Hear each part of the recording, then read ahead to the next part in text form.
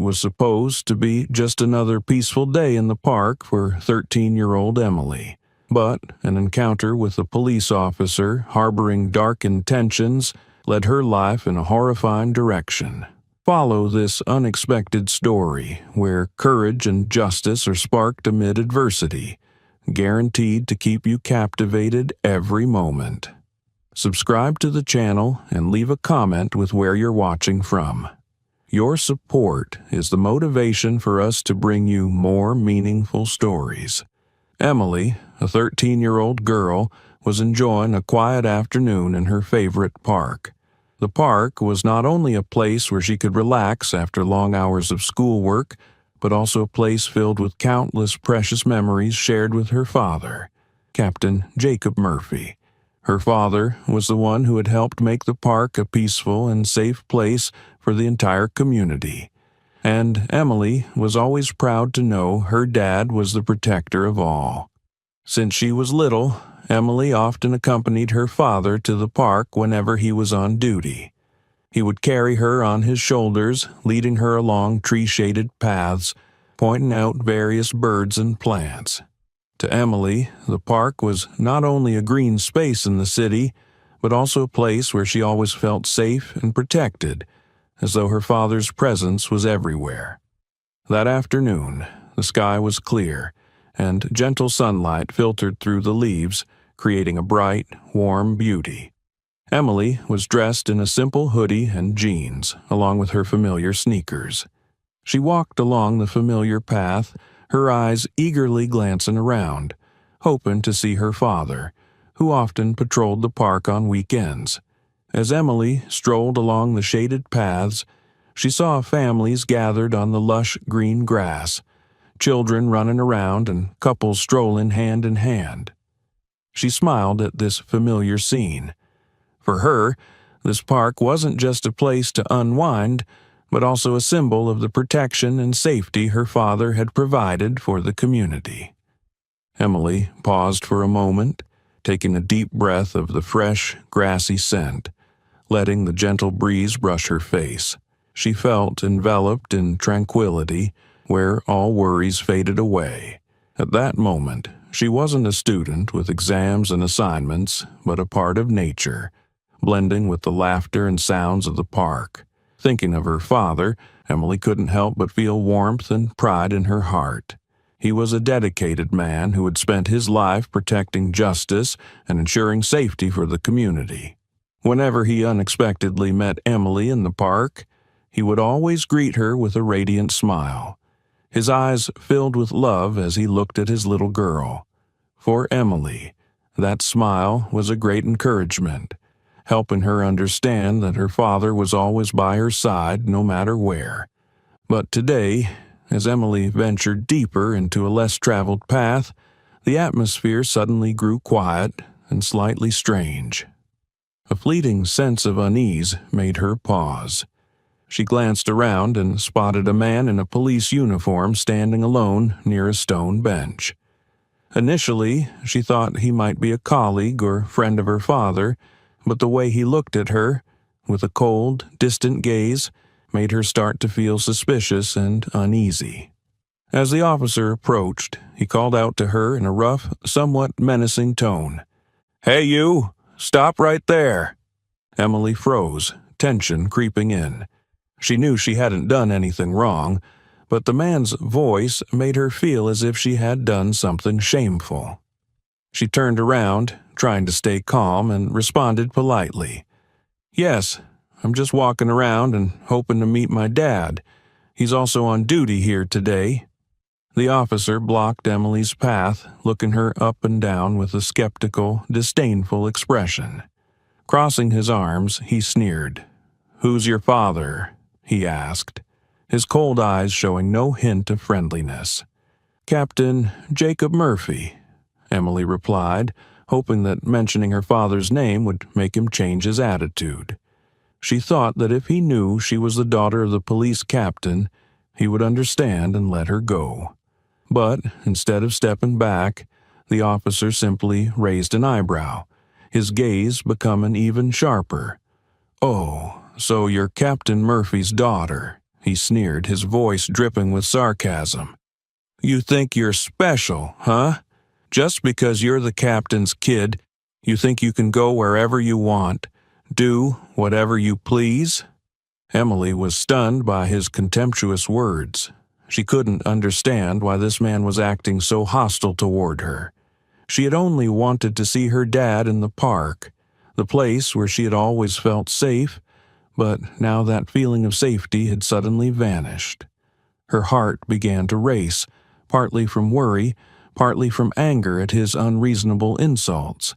She tried to regain her composure, stepping back slightly, intending to explain that she hadn't meant to do anything wrong. I just want to say hello to my dad, sir, she said softly, hoping to persuade him to let her go. But the officer paid no attention to Emily's explanation. Instead, he leaned closer, his face only inches from hers, his voice dropping lower, each word filled with malice. You think you're special just because you're Captain Murphy's daughter? You think you have the right to walk around freely without following anyone's rules? Emily felt her breath grow uneven as fear began to flood her. She couldn't believe that someone in a police uniform could speak to her in such a hostile way. She wanted to turn and walk away, but she was afraid any action might anger him further. She bit her lip, deciding not to respond, and took another step back.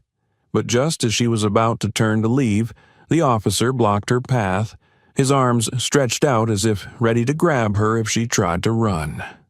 Where do you think you're going? He sneered, his voice turning steely and cold.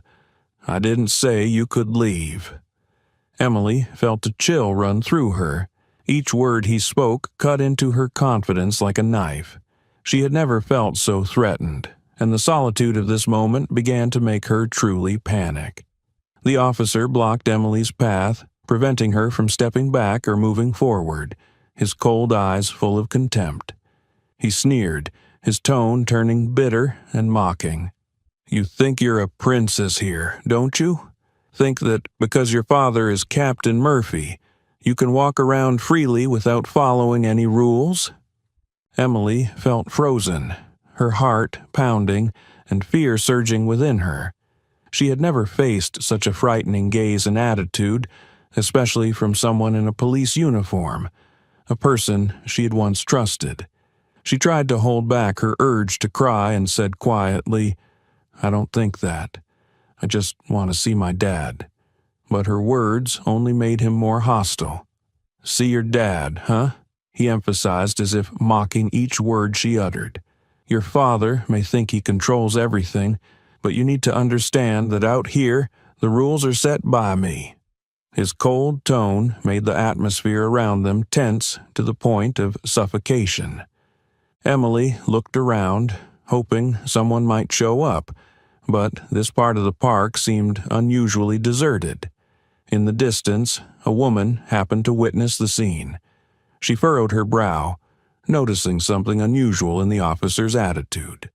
Instead of intervening directly, the woman quietly took out her phone and started calling for help, hoping someone would come to assist the girl. Meanwhile, the officer continued to harass Emily. He leaned in closer, causing Emily to take another step back, but his hand quickly blocked her, preventing her from escaping. Who do you think you are, acting so boldly? He said, his tone growing increasingly aggressive. You think you're above everyone just because your dad is the captain? Pathetic. Emily trembled, her sense of safety replaced by panic and helplessness.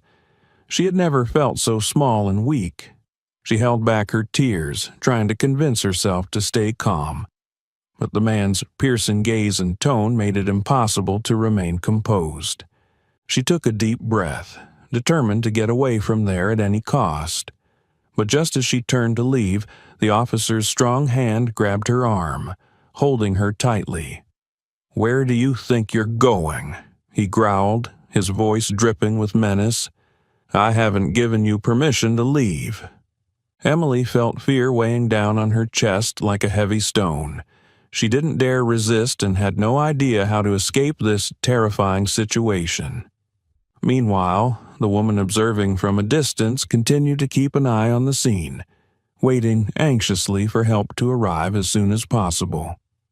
Emily struggled to free her arm from the officer's grip, but his hand clamped down on her tightly, as if determined not to let her escape. Fear filled her. Her heart raced, and her eyes brimmed with tears. Under Emily's terrified gaze, he pushed her into a secluded corner where no one could see or hear her cries for help. "Who do you think you are, little girl?" he said, his voice low and threatening, leaning so close that Emily had to back away. "You think that just because your father is Captain Murphy, you can do whatever you want without consequences?" His gaze held a mix of contempt and hostility, as if she were a nuisance that needed to be punished. Emily felt trapped, surrounded by the immense power of this man. She tried to breathe, but each breath felt choked.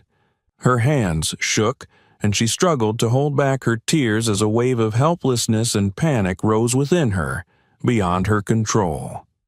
The officer took out a beer can from his pocket, smirking as he looked at Emily. He held the can up in front of her face, his eyes sharp as a blade. "Drink it," he commanded, his tone allowing no room for refusal. "You think you have the right to do anything just because your dad wears a badge and a uniform?" Emily shook her head, tears streaming down her cheeks. "Please, I don't want to," she said, her voice small and trembling, clinging to the last shreds of her dignity. She couldn't understand why he was being so cruel, but she knew he had no intention of letting her go. The officer moved closer, his firm grip holding her shoulder tightly, pulling her closer, leaving her no chance to escape. He shoved the beer can toward her face, his eyes filled with hostility and satisfaction. "I didn't ask if you wanted it or not," he said, quickly forcing the can into her hand as if it were a game he controlled completely. Emily tried to pull away to avoid it, but he pushed the can into her hand, forcing her to hold it. When she tried to let go, his grip tightened, pressing her to open her mouth and drink. She felt the bitter smell of beer fill her nose, making her nauseous, and the humiliation weighed heavily on her pride. "Drink it," he shouted, pressing the can to Emily's lips, giving her no chance to refuse. Some of the beer spilled, running down her chin and onto her shirt, making her feel cold and utterly ashamed. The officer laughed loudly, a victorious mocking laugh as if her fear was a source of amusement for him. Emily felt her self-esteem shatter piece by piece. She couldn't believe she was experiencing this, that a man in a police uniform, a symbol of protection, could treat her like a prisoner, devoid of any compassion or humanity. She wanted to scream, to struggle to break free, but her body felt frozen in fear. Meanwhile, from afar, the woman who had been watching couldn't bear it any longer. She continued to observe silently, hoping that someone would quickly intervene. She saw the cruelty in the officer's actions, and fear and anger welled up within her. She wasn't sure what more she could do, but at the very least, she wasn't going to stand by and do nothing. In her despair, Emily closed her eyes, trying not to let her tears fall. She knew she had to be strong, but the fear and helplessness filled her mind. She could only pray, hoping for a miracle to pull her out of this horrifying situation. But at that moment, there was no one else around but the cruel officer standing in front of her, fully in control, with no intention of stopping. "Look at you," the officer mocked, sneering at Emily's trembling.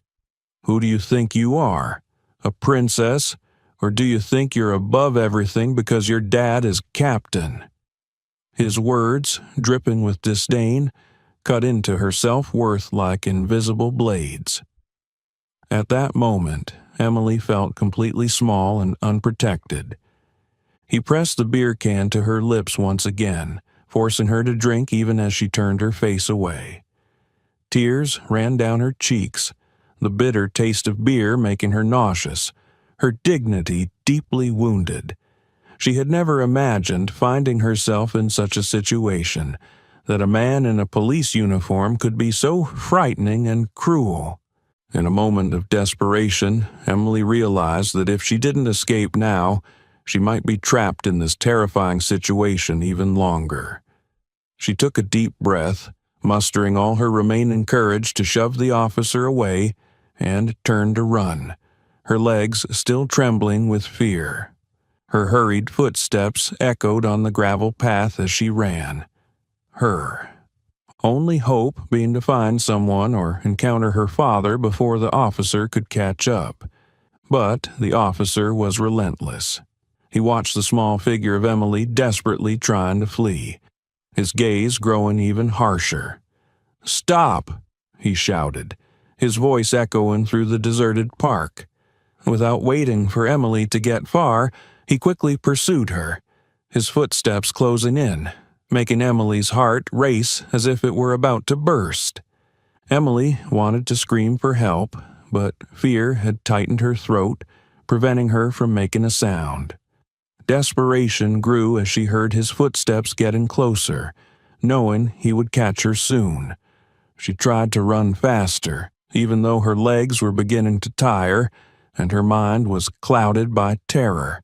And then, at that very moment, a familiar figure appeared in the distance. Captain Jacob Murphy, Emily's father, stood at the end of the path and suddenly spotted his daughter running toward him, pursued by the sound of pounding footsteps. Realizing something was wrong, he immediately stepped forward, his eyes filled with tension and worry etched across his face. "Emily!" he called out, his voice full of urgency and protectiveness. Hearing her father's voice, Emily felt a part of her fear melt away, and she pushed herself to run faster toward him. She was nearly choking up with relief as she saw her father, knowing he would protect her at any cost. The feeling of safety gradually returned as she saw him standing there, strong and resolute. The officer halted when he saw Captain Murphy standing in his path. He tried to keep his composure, but his eyes betrayed unease and a flicker of fear. Captain Murphy looked directly at the officer with a cold, piercing gaze that showed both anger and fierce protectiveness for his daughter. "What do you think you're doing?" Captain Murphy asked, his voice low but commanding. The officer stammered, trying to explain, but the presence of Captain Murphy and his piercing gaze made him falter. I was just reminding her about the rules," he managed to say, but his voice lacked the confidence it held before. Captain Murphy didn't give him a chance to continue. He stepped forward, pulling Emily close to him, shielding her from the officer's reach, his eyes blazing with the righteous anger of a father who would not forgive anyone for harming his child. Captain Murphy's eyes didn't leave the officer, his gaze as steely as iron. Each word he spoke carried undeniable strength, and the fury in his voice made the air tense with intensity. Everything seemed to pause, save for the loud pounding of Emily's heart in her chest, although she felt much safer standing next to her father. "What do you think you're doing?" Captain Murphy asked, his voice dropping to a threatening tone. "Is this how you treat a 13-year-old? The officer fumbled, clasping his hands together, his stance unsteady. His heart raced as he recognized the gravity in Captain Murphy's words. "Sir, I was just doing my job," the officer quickly said, but his voice was no longer confident. "I was only reminding her about following the park's rules." Captain Murphy stepped even closer, leaving the officer with no room to move. His gaze seemed to pierce through the man as if seeing through every excuse. "Doing your job?" he asked, his voice sharp like a breaking wave. "What do you think your job is? To protect justice, to safeguard innocent citizens or to oppress and threaten a child. Don't bring up doing your job here." The officer looked flustered, attempting to find the right words, but the more he tried to justify himself, the deeper he seemed to sink into his mistake. "I didn't mean to harm your daughter. I just wanted her to understand that no one is above the rules. She thinks she can walk freely because her father is captain." His voice grew weaker, unable to conceal the reality of his actions under Captain Murphy's stern gaze. "She thinks she can walk freely," Captain Murphy repeated, his fists clenched, his eyes cold. "She was only coming to see her father. How could you speak to my daughter like that, forcing her to drink beer just because you think she's privileged? Have you forgotten why you put on this uniform?" The officer fell silent, standing still, but his confusion grew even more evident. I just thought she needed to learn the rules." He nodded as if trying to convince himself, but his words grew weaker, failing to mask the truth of his actions. Captain Murphy gave him no more room to defend himself. "What rules? Your rule, where you use your power to intimidate a child? Your rule, where you act like a bully instead of a police officer? You think that just because you wear this uniform you can do whatever you want?" The officer remained silent, unable to respond. He tried to hold his stance, but every excuse fell apart before the strength and determination of Captain Murphy's words. Each word from Captain Murphy struck him like an unanswerable challenge, leaving the officer feeling smaller, weaker, and utterly powerless. Captain Murphy continued each word, cutting like a knife. "You are a police officer. You must protect and serve, not to abuse your power to coerce a child. What did you do? Forced her to drink beer? Terrorized her? You are a police officer and you behave this way?" The officer had no words left. He lowered his head, his eyes filled with regret and fear. Captain Murphy allowed him no time for reflection. "You will face the consequences," he said, his voice cold and resolute. "There is no justification for this behavior. I will report this incident immediately, and you will be held accountable." The officer stammered, trying to say something, but Captain Murphy had no patience left. "Nothing you say can change this. You have crossed the line as a police officer, and you will pay for it." At this point, the officer could no longer deny the truth. His eyes filled with fear as he realized the consequences awaiting him. Any attempt to justify himself had become futile. He had made a grave mistake, and now no one could shield him. As Captain Murphy made the call to report, the presence of his colleagues and their intervention made it clear that this officer would not escape the repercussions of his wrongful actions. Fellow officers approached, their expressions serious and responsible. No one was indifferent to what had happened. While the officer remained silent, Captain Murphy had fulfilled his duty, protecting his daughter, upholding justice, and proving that no one could stand above the law. Immediately after the officer was detained, Captain Murphy wasted no time in requesting his colleagues' support and calling in the internal affairs team to begin handling the incident. He allowed no delays, knowing that this situation was not only a personal matter concerning Emily, but a serious issue affecting public trust in the police force. Everything needed to be clarified immediately. The officer was escorted to the station and detained, while Captain Murphy quickly returned to his daughter. Emily stood silently behind him, her eyes brimming with tears, but her anxiety was gradually replaced by a sense of safety at seeing her father. She could feel his strength, and, although she hadn't yet calmed down, she knew her father would protect her no matter what. Captain Murphy's colleagues arrived immediately to gather evidence, interview witnesses in the park, and take Emily's statement. The internal investigation began as soon as the officer was detained, and the investigation team quickly set about clarifying the officer's misconduct. Every action of the investigation team demonstrated seriousness and determination, underscoring the gravity and importance of the case. While the others set to work, Emily stood quietly, feeling as though she couldn't bear it any longer. Everything around her seemed to fade as she wondered if she could recount everything that had happened. She felt relieved by her father's presence, but the feelings of humiliation and fear still lingered inside her. Emily realized that to ensure this matter didn't stop at a personal level, she needed to take a larger step. She couldn't allow this misconduct to remain hidden in the shadows.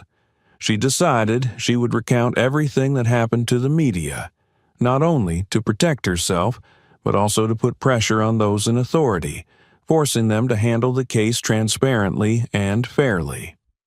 She knew speaking up wouldn't be easy, but if she didn't, such abuses of power would continue, leaving her community feeling unsafe. Emily's story quickly gained media attention. Reporters from major TV stations, newspapers, and human rights organizations began reaching out for interviews. Although she was very scared and anxious, Emily pushed through her fear and decided to share the entire incident with the public. She didn't just want people to understand what happened. She wanted to create a strong public outcry, pushing authorities to conduct a serious investigation and demand reform within the police force. "I just wanted to see my dad, but I was treated this way. I didn't do anything wrong," Emily shared in a live interview, her voice choked with emotion but filled with determination. "I don't want anyone to have to go through this. I want people to know that actions like this are unacceptable, not just for me, but for everyone." Emily's story sparked an outpouring of community and media response. Child advocacy organizations, civil rights groups, and city residents began demanding a transparent and public investigation. Public anger grew, and calls for police reform grew louder. They demanded a stricter monitoring system for police conduct, especially in the exercise of power, to protect innocent citizens from abuse. Reporters continuously covered the incident, raising questions about transparency within the police system. The media began scrutinizing police protocols, questioning whether gaps in oversight allowed such abuses to occur unnoticed. Small but powerful protests began taking place in public areas, with slogans demanding justice for Emily and end abuse of power. The community began to see this incident not just as a personal matter but as a societal issue. It wasn't only an outrage against the officer's actions, but also a challenge to the justice system's ability to protect citizens' rights and safety.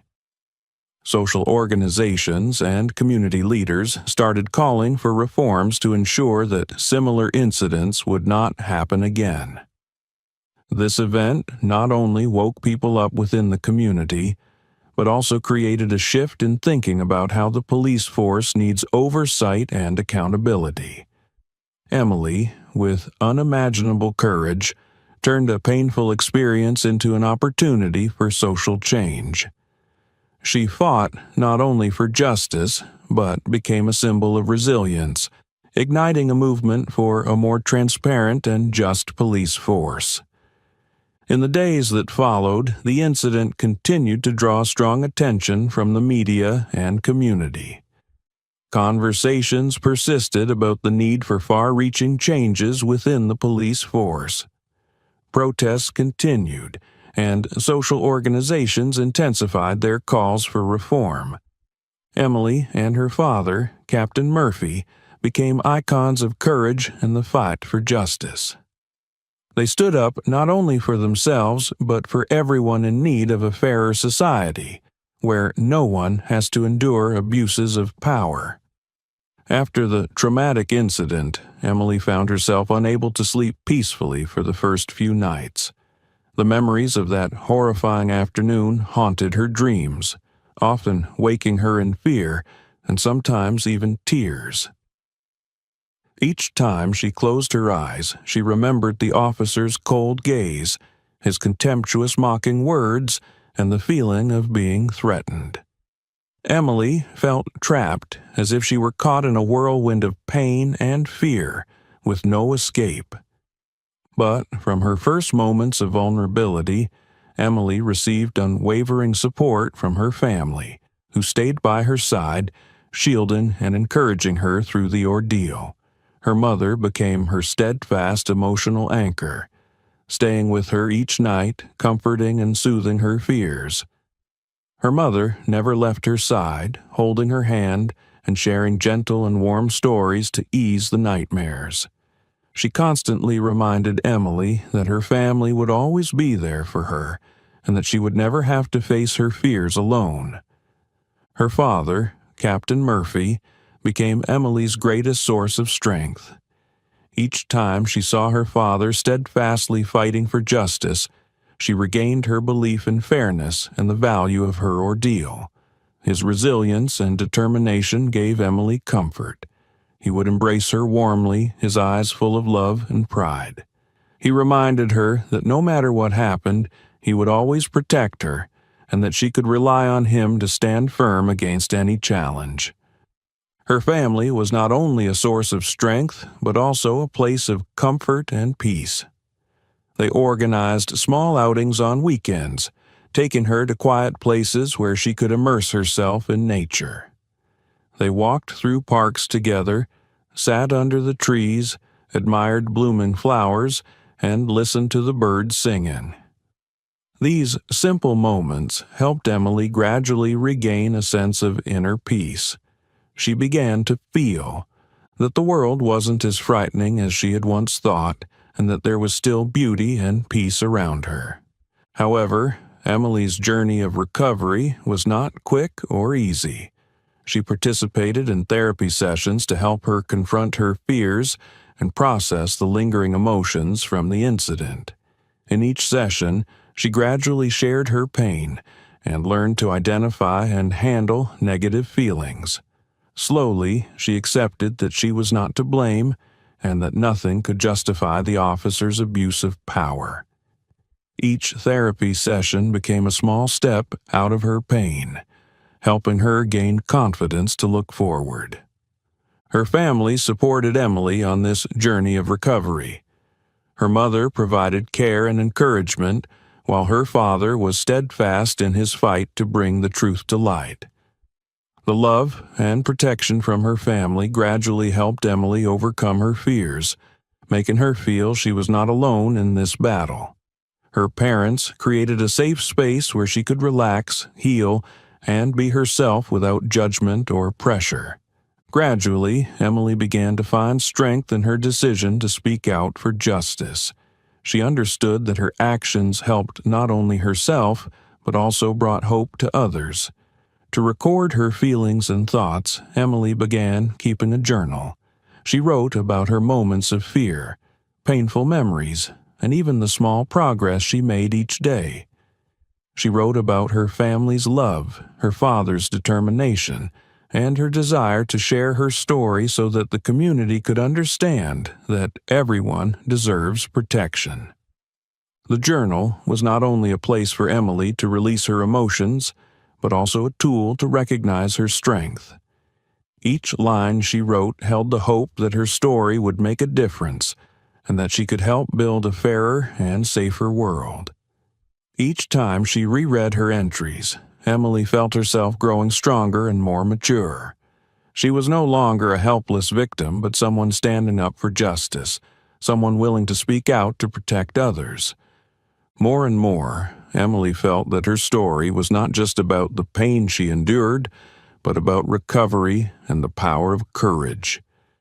Every time she saw her father's tireless fight for justice, she felt even more determined to help the community understand the injustice. She wanted everyone to know that they had the right to be protected and heard, and that standing up for justice was a courageous act. Through her efforts, Emily not only overcame her trauma, but grew stronger and more resilient than ever. This journey helped her find her inner strength, showing her that with love and support, she could overcome anything. She knew the pain would never fully disappear, but she had learned to live with it, transforming it into a motivation to continue her journey. Emily became not only a symbol of resilience and bravery, but also a beacon of hope for the community. She now faced the world with confidence, believing she could bring positive change. With her family by her side, Emily was ready to face any challenge ahead, knowing this journey was not only for herself, but for everyone who deserved a fairer society, free from fear of abuse of power. Through her courage and resilience, Emily became a symbol of justice in her community, and her voice began to resonate and be embraced as a new beacon of hope. Her determination to stand up inspired many people, especially those who had suffered from abuses of power. After her case went public, a strong wave of support surged through the community, and thanks to this influence, Emily was invited to join the Community Advisory Council, a newly established oversight body to promote reforms in the police force. Initially, Emily felt hesitant. Joining the council was a significant responsibility, and for a 13-year-old girl, it was daunting. However, she recognized that this was an opportunity to turn her pain into strength and prevent similar abuses of power in the future. With encouragement from her parents, especially the proud and encouraging gaze of her father, Captain Murphy, Emily decided to accept the invitation, ready to contribute her voice to positive change for the community. Attending her first meetings on the council, Emily noticed her uniqueness among the other members. She was the youngest, but she also carried a deeply painful personal story. Her experience not only helped her understand what was happening, but also provided a real perspective on injustice. Whenever the council discussed new rules and policies, Emily did not hesitate to share her experiences and opinions. She emphasized that to build a fair and transparent police force, there must be clear oversight and processes, and reminded everyone that power is only meaningful when used correctly to protect the community, not to oppress the vulnerable. Gradually, Emily's voice held weight not only within the council, but also in the broader community. Many people learned of her story and saw her as an inspiration. Whenever possible, Emily stood up to share her story with the public. From community forums to city events, she wasn't afraid to speak before crowds, not only recounting her painful experience but also encouraging others not to stay silent in the face of injustice. No one deserves to suffer injustice or be abused by authority, she said in a community meeting. When we speak up, we're not only standing up for ourselves, but also protecting justice for all those who cannot defend themselves. Emily's words touched hearts and sparked empathy in the audience. Many who had encountered injustice began to speak out, sharing their own stories. They felt connected to Emily, and her bravery became the motivation for them to let go of their fear and refuse to remain silent. Emily's presence became more than just proof of her recovery. It was a symbol of strength and faith in justice. As time passed, Emily grew increasingly confident. She participated in meetings and public dialogues and gave speeches at schools and child rights organizations. She shared her story sincerely, encouraging people to speak out against injustice and reminding them that a strong community stands up for the right values. Emily often concluded her speeches with a call to action. Don't let fear stop you from standing up. Use your voice to protect yourself and others. Each time Emily spoke, she felt the unwavering support of the crowd. She became the voice for those who had been forgotten, a source of hope for those who had suffered injustice. More and more people came to Emily to share their stories. Many victims of abuse of power sought her out, seeing her as both an inspiration and a fellow survivor.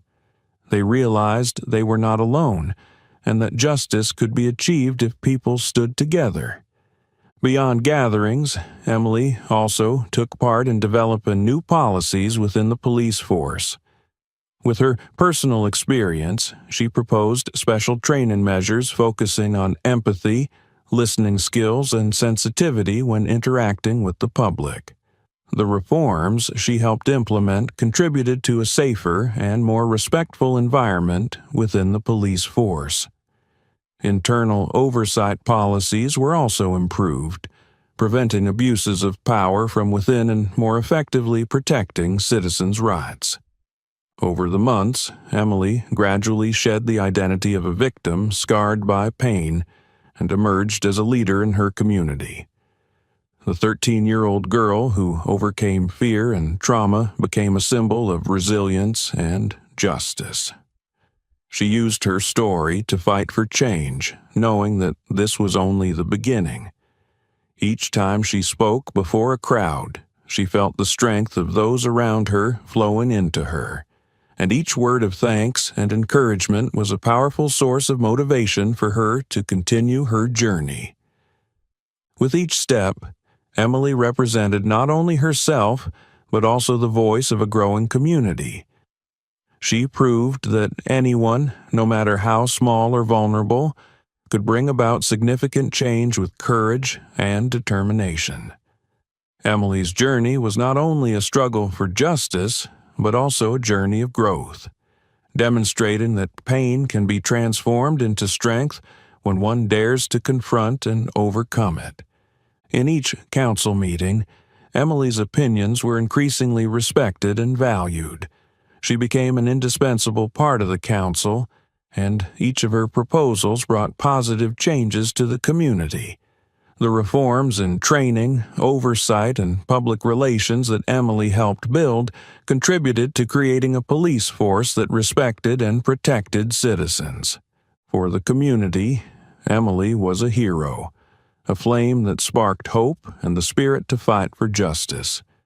With her family by her side, especially her proud and supportive parents, Emily knew that the road ahead was long, but she was ready to face any challenge because she believed that each of her actions could make a difference. Emily's story not only stirred the community but also left a profound impact on the local police system. The calls for justice from the public and the strength of a courageous young girl compelled the authorities to change their approach, particularly in safeguarding citizens' rights. Through numerous meetings and dialogues between the community and the police force, a series of critical reforms were implemented to ensure that abuses of power would no longer be tolerated.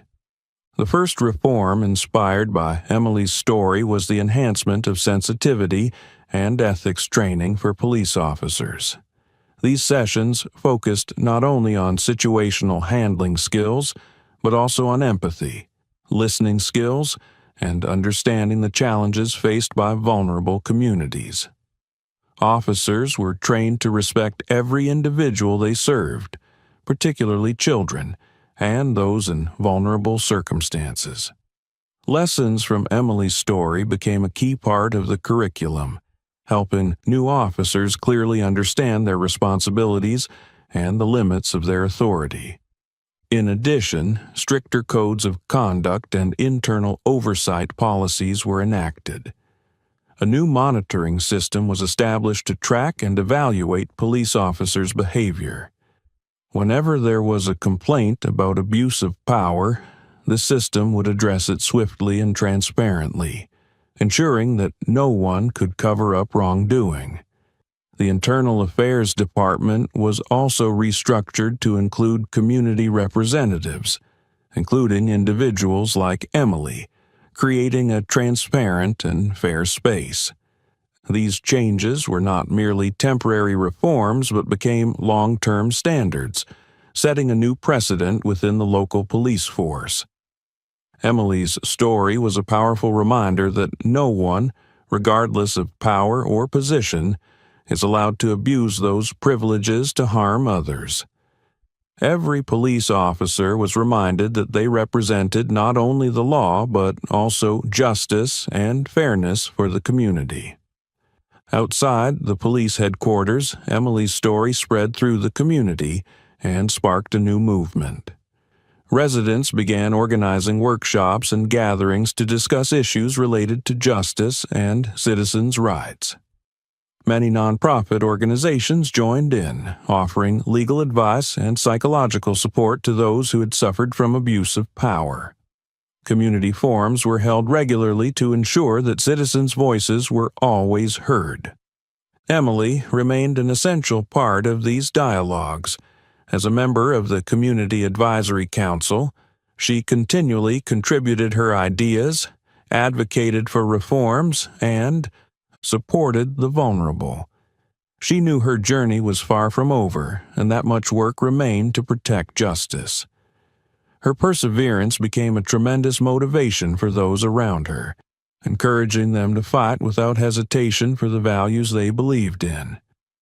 In every speech, Emily reminded her audience of the importance of reforming the system, not just as a matter of policy, but as a means of protecting each individual within the community.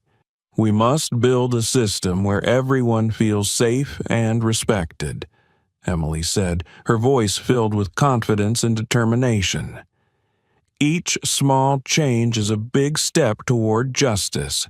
If we unite, we can create a society where no one has to suffer injustice. These reforms not only changed the way the police force operated, but also reshaped how people viewed justice and individual rights. The community gradually realized they had the right to speak up and that their voices could make a difference. Protests and community events were no longer just about supporting Emily. They became a way for people to protect each other and stand up against injustice at every level. This event became a significant milestone in local police history, a moment when the community united to demand justice and fairness.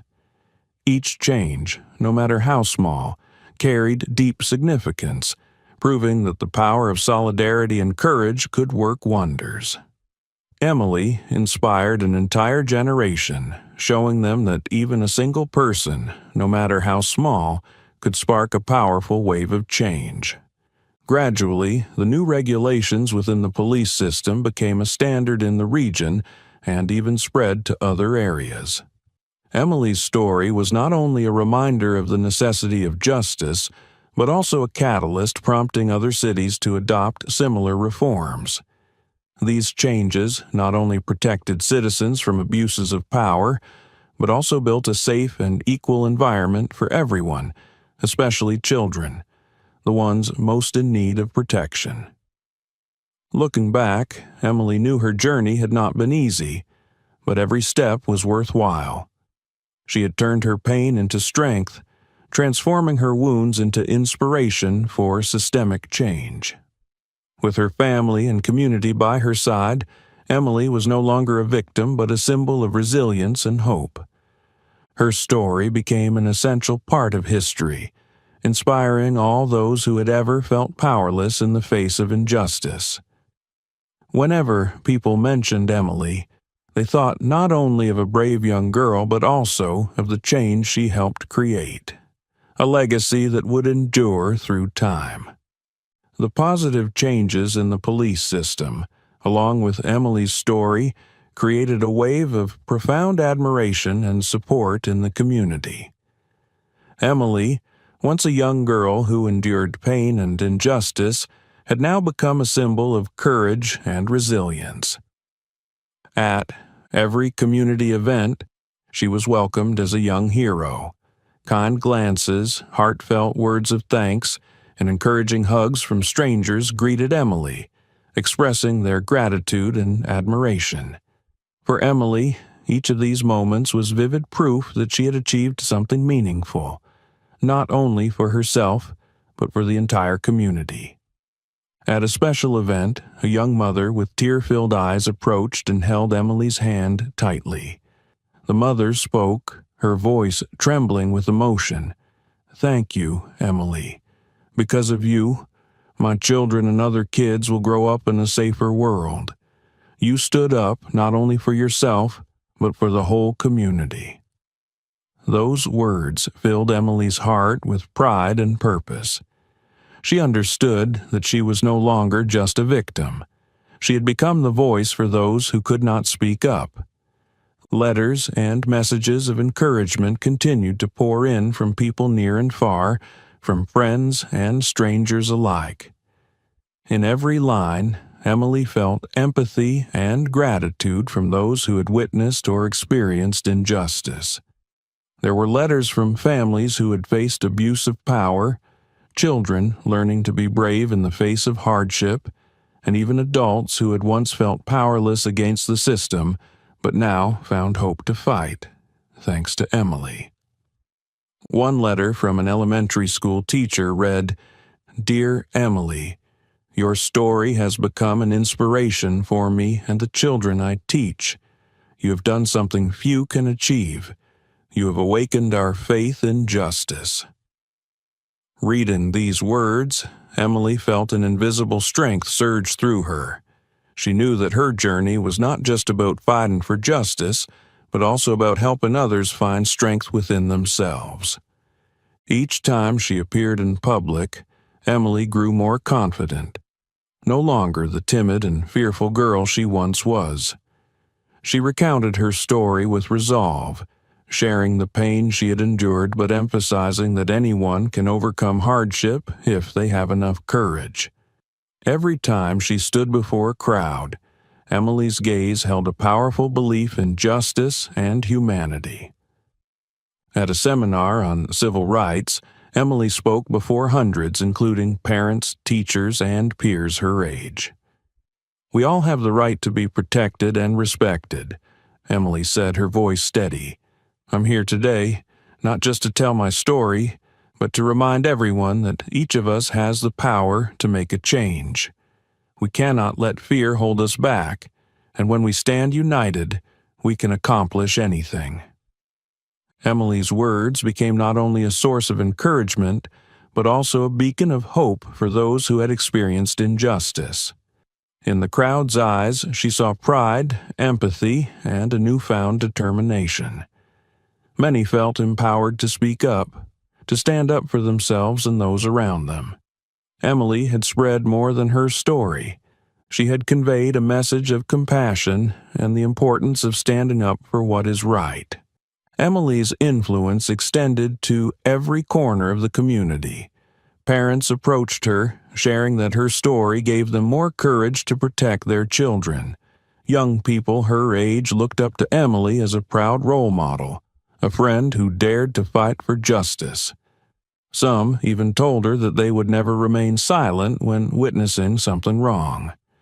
To them, Emily was a living inspiration, proof that age does not determine one's ability to change the world. With each passing day, Emily felt more clearly that her actions were meaningful not only to herself, but also to the community, giving hope and motivation to everyone around her. She knew this journey was not easy, but with every letter, every word of praise, and every hug from strangers, Emily felt she was on the right path.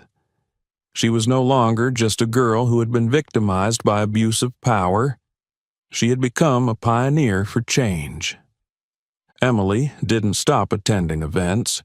She continued her involvement with the Community Advisory Council, where she could contribute directly to systemic reforms. Each of her proposals was heard and considered, not only because of her story, but because her voice had become a symbol of justice and righteousness. Emily continued to give feedback, advocating for police training programs and emphasizing the importance of empathy and respect in law enforcement. Emily's presence in the council and at public events motivated the community, proving that even a small person could create a powerful wave of change. Every day, she realized she was not alone. She was part of a growing community fighting together for a fairer society. Thus, from a girl who once struggled against fear and injustice, Emily had grown and risen beyond herself to become a voice of hope, courage, and compassion. She was no longer just a victim of power abuse. She had become a symbol of resilience, a living testament to the strength that courage can bring. Captain Murphy, seeing Emily's resilience and courage, could not hide his overwhelming pride in his daughter. What Emily had gone through had not only made her stronger, but had also opened a new path for him. He realized that, as a father and a police officer, his responsibility extended beyond protecting his daughter. It also meant safeguarding the whole community. The painful event had become a wake-up call, reminding him that a just and safe society was something he must tirelessly strive to uphold. One quiet evening, after returning from a community event, Captain Murphy sat down beside Emily, his eyes filled with pride.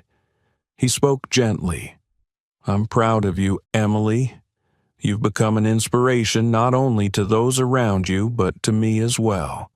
You've done what many adults don't dare to do. You stood up for what was right, and because of you, I've come to see my role more clearly."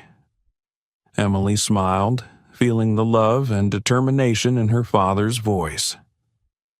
Captain Murphy vowed to continue this journey, not only to ensure no one else would have to endure what Emily had, but to build a sustainable system of justice. He began participating more actively in police reform meetings, regularly contributing ideas on policies to protect citizens and strengthen internal oversight.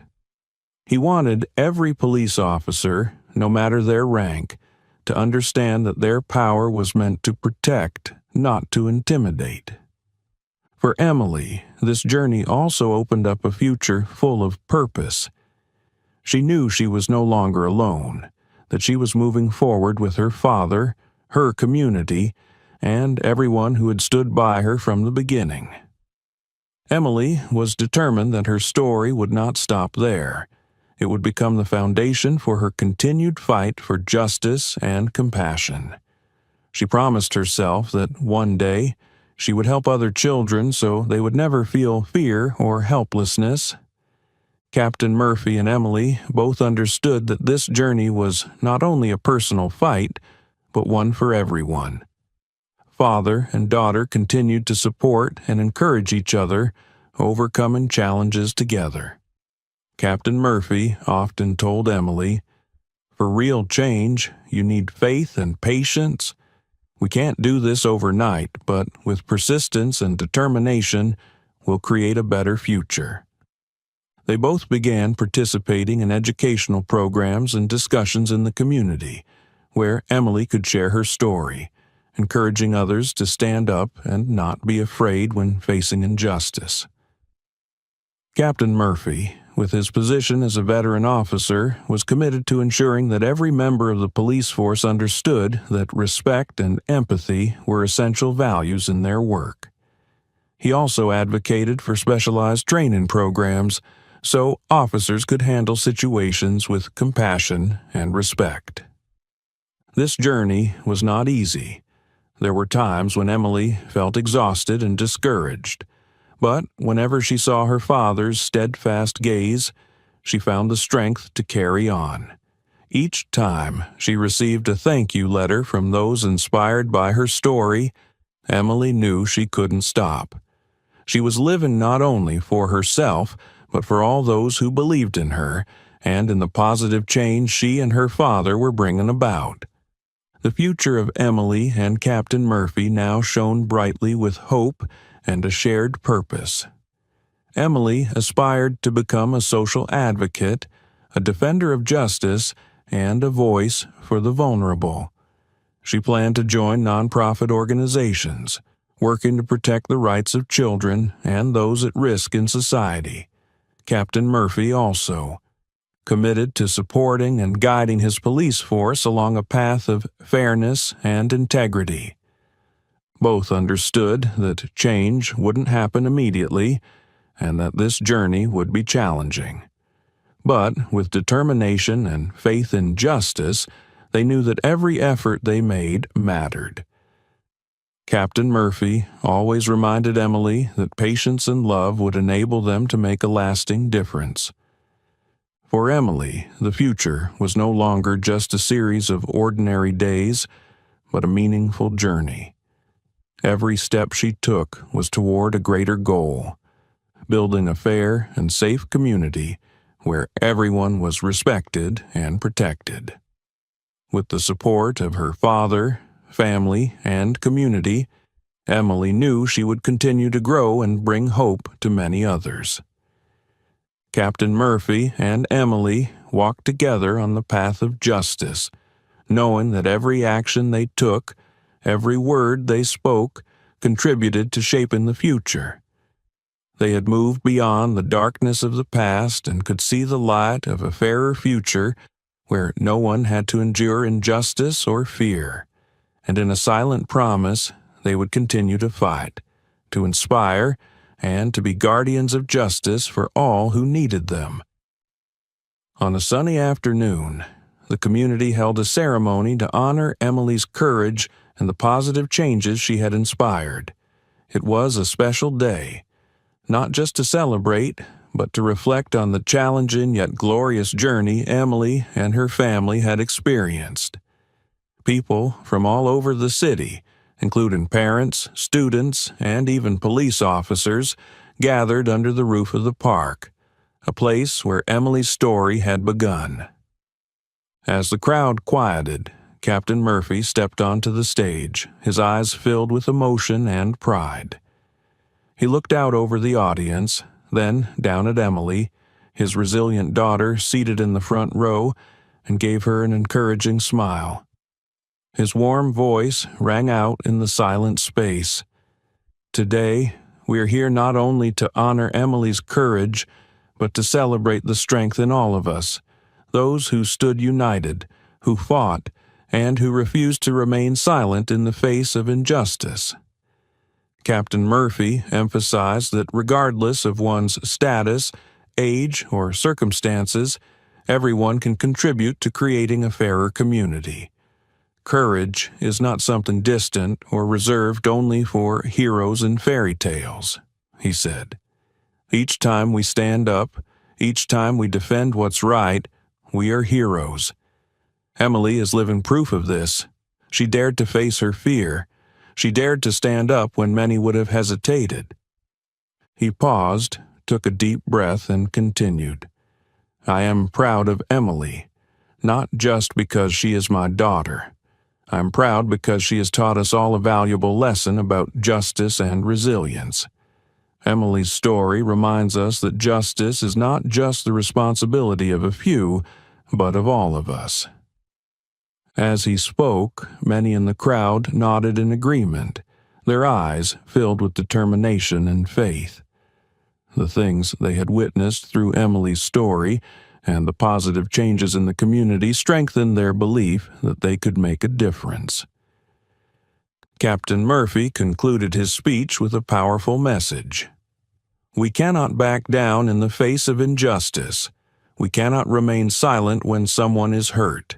It is solidarity, courage, and compassion that will help us build a better society. Speak up when you see something wrong, protect each other, and remember that every voice, no matter how small, has the power to change the world. Applause echoed throughout the park, lasting as though it might never end. Emily looked around, feeling her heart swell with pride and emotion. The people surrounding her, from family and friends to complete strangers, had become part of this journey. She felt that she was no longer alone, but part of a strong, united community, ready to stand for truth and justice. The ceremony ended in a warm and hopeful atmosphere. People stood up, conversing, sharing, and pledging to continue fighting for a fairer and safer society. Emily knew that her journey had only just begun, and that what she had been through would continue to motivate her to uphold the values she believed in. And, as a timeless reminder, Emily held close to her heart her father's words. Justice is not just the responsibility of one person or a select few, but of all of us. When each person dares to speak out, when everyone comes together to defend what is right, we create a just and compassionate society where no one has to live in fear or injustice. In the glow of the setting sun, as everyone began to leave, Emily and Captain Murphy stood together, gazing at the peaceful scene in the park. They knew that from this day forward, each step they took would carry hope, determination, and a love for justice and truth. This was not just the end of a story, but the beginning of a new journey where they would continue to inspire, guide, and protect their community. A community strengthened and unified by the courage of one young girl. Thus, Emily's story didn't just change her own life and that of her family. It created a powerful ripple effect, inspiring everyone who believed in justice, courage, and the strength of unity. The story of Emily and her father, Captain Murphy, has shown us the power of courage and the spirit of fighting for justice. Despite being young, Emily stood up not only to protect herself but to inspire an entire community, helping everyone believe in the power of justice and solidarity. What do you think about Emily's determination and courage? If you saw injustice, would you be brave enough to stand up for what's right? Let us know your thoughts in the comments below. Don't forget to like, share, and subscribe to the channel to catch more inspiring stories. See you next time. The scent of fresh, brewed coffee mixed with the warmth of cinnamon rolls as Cassandra Cassie Monroe stepped into Jasper's Deli, her favorite local cafe in the heart of downtown Atlanta. The bell above the door jingled, and she gave a nod to the owner, a friendly middle-aged man who always had her order ready. It was supposed to be a quiet afternoon. Cassie, dressed in a simple blue blouse and black slacks, planned to enjoy her coffee and read the latest crime novel that had been sitting in her bag for weeks. But fate had other plans. A loud, aggressive voice shattered the cafe's calm. "Ma'am, I need you to step outside right now." Cassie turned, surprised to see a uniformed police officer, his hand resting dangerously close to his service weapon. The man was young, maybe in his early 30s, with a buzz cut and a smug expression that screamed of unchecked authority. His name tag read Officer Bradley Wilkins. Cassie blinked. "Excuse me, you heard me. Step outside." His voice was sharp, impatient. She remained seated, her fingers still wrapped around her coffee cup. "Is there a reason for this, officer?" Wilkins let out a scoff. "I don't have to explain myself to you. You match the description of a shoplifter we're looking for, so I need you outside, now."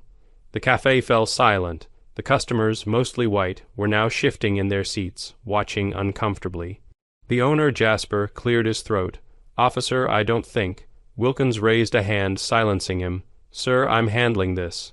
His eyes locked onto Cassie's, challenging her. Cassie exhaled slowly. She had seen this type before. Young, overeager, and drunk on power.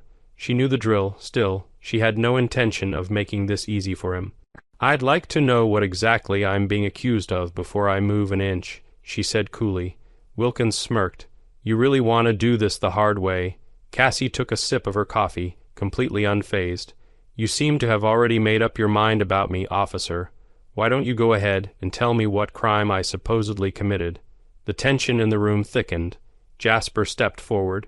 "Officer, Cassie is here all the time. There's no way she's—" Wilkins cut him off. "Sir, I said I've got this." Then he turned his attention back to Cassie. "Let's go, now."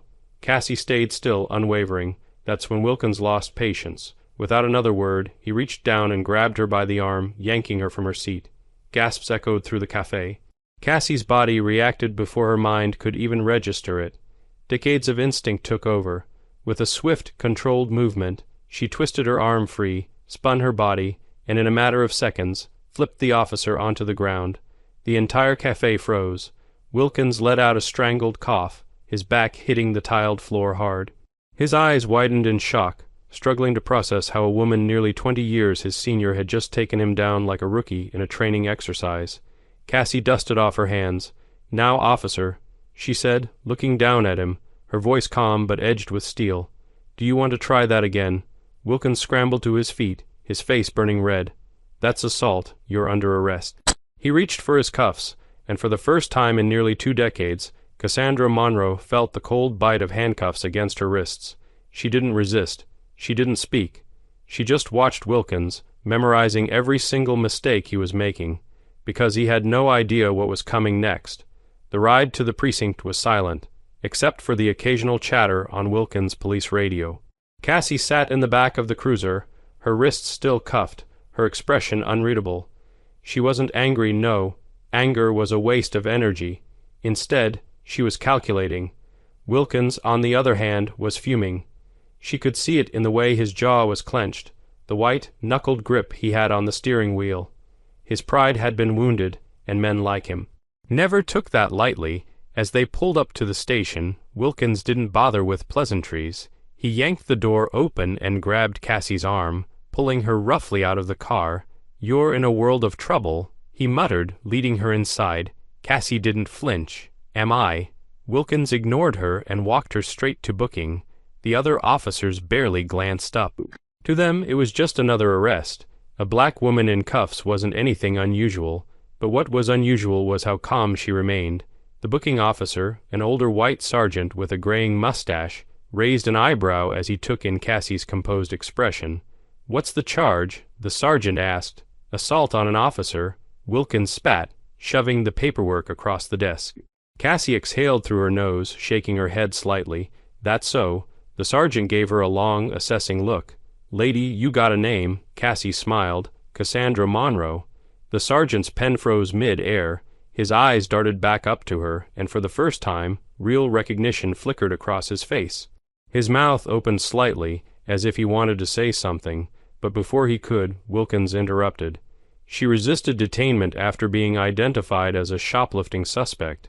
Then she attacked me when I tried to escort her outside." Cassie let out a short laugh, shaking her head. "Is that what happened? You can save your lies for the judge." Wilkins snapped. The sergeant cleared his throat. "Wilkins, step aside. I need to process her." Wilkins hesitated. "Now, officer." Reluctantly, Wilkins backed off, his face tight with frustration. Cassie stepped forward, placing her cuffed hands on the counter as the sergeant slowly typed in her information. She saw his eyes flicker again, hesitation, recognition, something, and that's when she knew. He knew who she was. But he wasn't saying a word. Good. That meant he wanted to see how far this would go. Cassie turned to Wilkins, her eyes calm, almost amused. "You said I was a shoplifting suspect. Did you actually check the security footage?" Wilkins folded his arms. "The store owner gave us a description. Black female, mid-50s, blue blouse." He smirked. "That's you." Cassie's lips twitched. "And did you personally review the footage?" Wilkins rolled his eyes. "We don't have time to review every." "Of course you don't." Her voice was smooth, unimpressed. "Much easier to just go with your gut, isn't it?" Wilkins clenched his jaw. "I know what I saw." Cassie tilted her head. "No, officer. You know what you wanted to see." The sergeant coughed, his expression neutral, but Cassie caught the slight twitch of his lip. This was going to be fun, because Wilkins had just put himself in a situation he wasn't prepared for, and he had no idea what was coming next. Cassie sat on the cold metal bench in the holding area, her hands no longer cuffed but resting in her lap. The room smelled of stale coffee and sweat, the kind of place designed to make people uncomfortable. She wasn't. Across from her, Officer Wilkins was pacing, throwing glances toward the sergeant, who was reviewing Cassie's paperwork. His frustration was palpable. He had expected his shift to be routine, maybe rough up a suspect, file a report, go home. Instead, he had been humiliated in a cafe, taken down by a woman twice his age, and now he had to sit through the bureaucratic headache of processing an assault on an officer charge. Except there was a problem. The sergeant kept glancing at Cassie, then back at the screen, his fingers hesitating over the keyboard. He knew something Wilkins didn't. "Everything all right, Sarge?" Wilkins asked impatiently. The sergeant didn't look up. "You said she was a shoplifting suspect." Wilkins nodded sharply. "That's right." The sergeant leaned back, folding his arms. "Then why is it that another officer already brought in the real suspect half an hour ago?" Silence. Cassie smiled too. "Herself." "What?" Wilkins blurted. The sergeant tapped the screen. The actual shoplifter was caught 2 blocks away. Surveillance footage confirmed it. He looked up, his gaze slow and deliberate. "Did you bother to check before you dragged her in here?" Wilkins' ears turned red. I got a description. She fit the profile." Cassie let out a quiet chuckle. "Blue blouse, black woman." "That was all you needed, wasn't it?" Wilkins stiffened. "I did what I was supposed to do." "No," Cassie interrupted, her voice steady. "You did what was easiest. You didn't check facts. You didn't ask questions. You saw a black woman sitting peacefully in a cafe and decided that was good enough." Wilkins clenched his fists, but before he could respond, the sergeant spoke again. "Officer, do you really want to proceed with this assault charge?" Wilkins scoffed. "Of course, she attacked me." Cassie's eyebrows lifted slightly. "Is that how you're spinning it?" Wilkins sneered. "I don't have to spin anything. You put your hands on an officer. That's all the court needs to hear." The sergeant sighed, rubbing his temple. "You sure about that, Wilkins?" Wilkins hesitated. "Why wouldn't I be?" The sergeant exhaled, leaning forward. "Because this is a big claim, and if you're going to take it to court, you'd better be damn sure your version of events is airtight." Wilkins nodded stubbornly. "It is." The sergeant glanced at Cassie. She met his eyes, giving him a small, knowing smile. "All right, then," the sergeant said, shaking his head. "Let's see how that plays out." Cassie leaned back against the cold wall, her expression unreadable. Wilkins had no idea what was coming. 2 weeks later, the courtroom was packed. The fluorescent lights buzzed faintly overhead as people shuffled into their seats, eager to see the case unfold. At the prosecution table, Officer Wilkins sat upright in his uniform, his jaw clenched, his face carefully composed. He had rehearsed his testimony in his head over and over again. This was supposed to be simple, a routine case, a black woman accused of assaulting an officer, the evidence, his word, the defendant, some middle-aged woman who had the nerve to put her hands on him. Across the courtroom, Cassandra Monroe sat at the defense table, her expression unreadable. She had chosen a dark navy suit, nothing flashy, nothing aggressive, just polished, professional, and calm. She had been here before, too many times to count. A young public defender sat beside her, shuffling paperwork nervously. He had introduced himself as Daniel Carter, fresh out of law school, eager but visibly out of his depth. Cassie had assured him she didn't need much from him. Because today, she was going to let Wilkins dig his own grave. "All rise," the bailiff announced as the judge entered. The courtroom stood as Judge Eleanor Wright, a seasoned black woman in her early 60s, took her seat at the bench. Cassie knew her well, though today she kept that fact to herself. The trial began. Wilkins was the first to testify. He walked to the witness stand with practiced confidence, glancing toward the jury to gauge their reactions. He had been coached well. Keep it simple, stay professional, act like the victim. The prosecutor approached. "Officer Wilkins, can you tell us what happened on the day of the incident?" Wilkins cleared his throat. "Yes. I responded to a call about a shoplifting suspect matching the defendant's description. When I arrived, I found Miss Monroe at a cafe. I politely asked her to step outside, but she became hostile and refused to comply." Cassie watched him, expression neutral. Wilkins continued, his voice steady. "When I attempted to escort her out, she used excessive force against me, throwing me to the ground. I had no choice but to arrest her." The prosecutor nodded. "And did you fear for your safety at any point?" Wilkins exhaled, putting on his best troubled officer face. "Yes. She was surprisingly aggressive. I didn't know if she had a weapon or if she planned to escalate further." Cassie folded her hands in her lap. "He really thinks this will work." The prosecutor turned to the judge. "No further questions." Judge Wright nodded. "Defense, your witness." Cassie stood. Daniel, the young public defender, turned to her, confused. Wait, I thought I was." She gave him a reassuring pat on the shoulder. "I've got this." She approached the stand with slow, deliberate steps. Wilkins smirked slightly. Cassie let the silence stretch. Then she asked, "Officer Wilkins, how long have you been in law enforcement?" 7 years. "Impressive." She gave a small nod.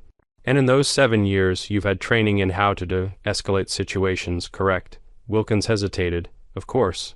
"So in those 7 years of professional training, your best method of handling a middle-aged woman peacefully drinking coffee was grabbing her." Wilkins' smirk faltered slightly. She refused to comply. Cassie tilted her head. Did you tell her why she was being asked to step outside? Wilkins shifted. I was following protocol. Cassie let out a soft chuckle. Protocol? Tell me, Officer Wilkins, did you actually review the cafe's security footage before detaining me? Wilkins' face darkened. We didn't have time to, so you assumed I was the suspect. Wilkins straightened in his seat. I was given a description that matched the defendant. Cassie smiled. Ah, a black woman in a blue blouse. Wilkins opened his mouth, then closed it. Cassie continued. Tell me, officer, when I took you to the ground. Assaulted me, he corrected. Cassie nodded. Right, when I assaulted you did I seem trained? Wilkins frowned. What? The way I flipped you. Did I seem like someone with experience? Wilkins hesitated. He was remembering, the way she had moved, the way she had neutralized him effortlessly.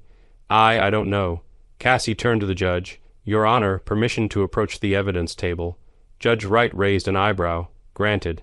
Cassie walked over, reached into her briefcase, and pulled out a slim, worn leather case. She turned it toward the courtroom and flipped it open. A police badge. The entire courtroom fell into stunned silence. Cassie held it up. I am Cassandra Monroe, retired police lieutenant, Atlanta PD.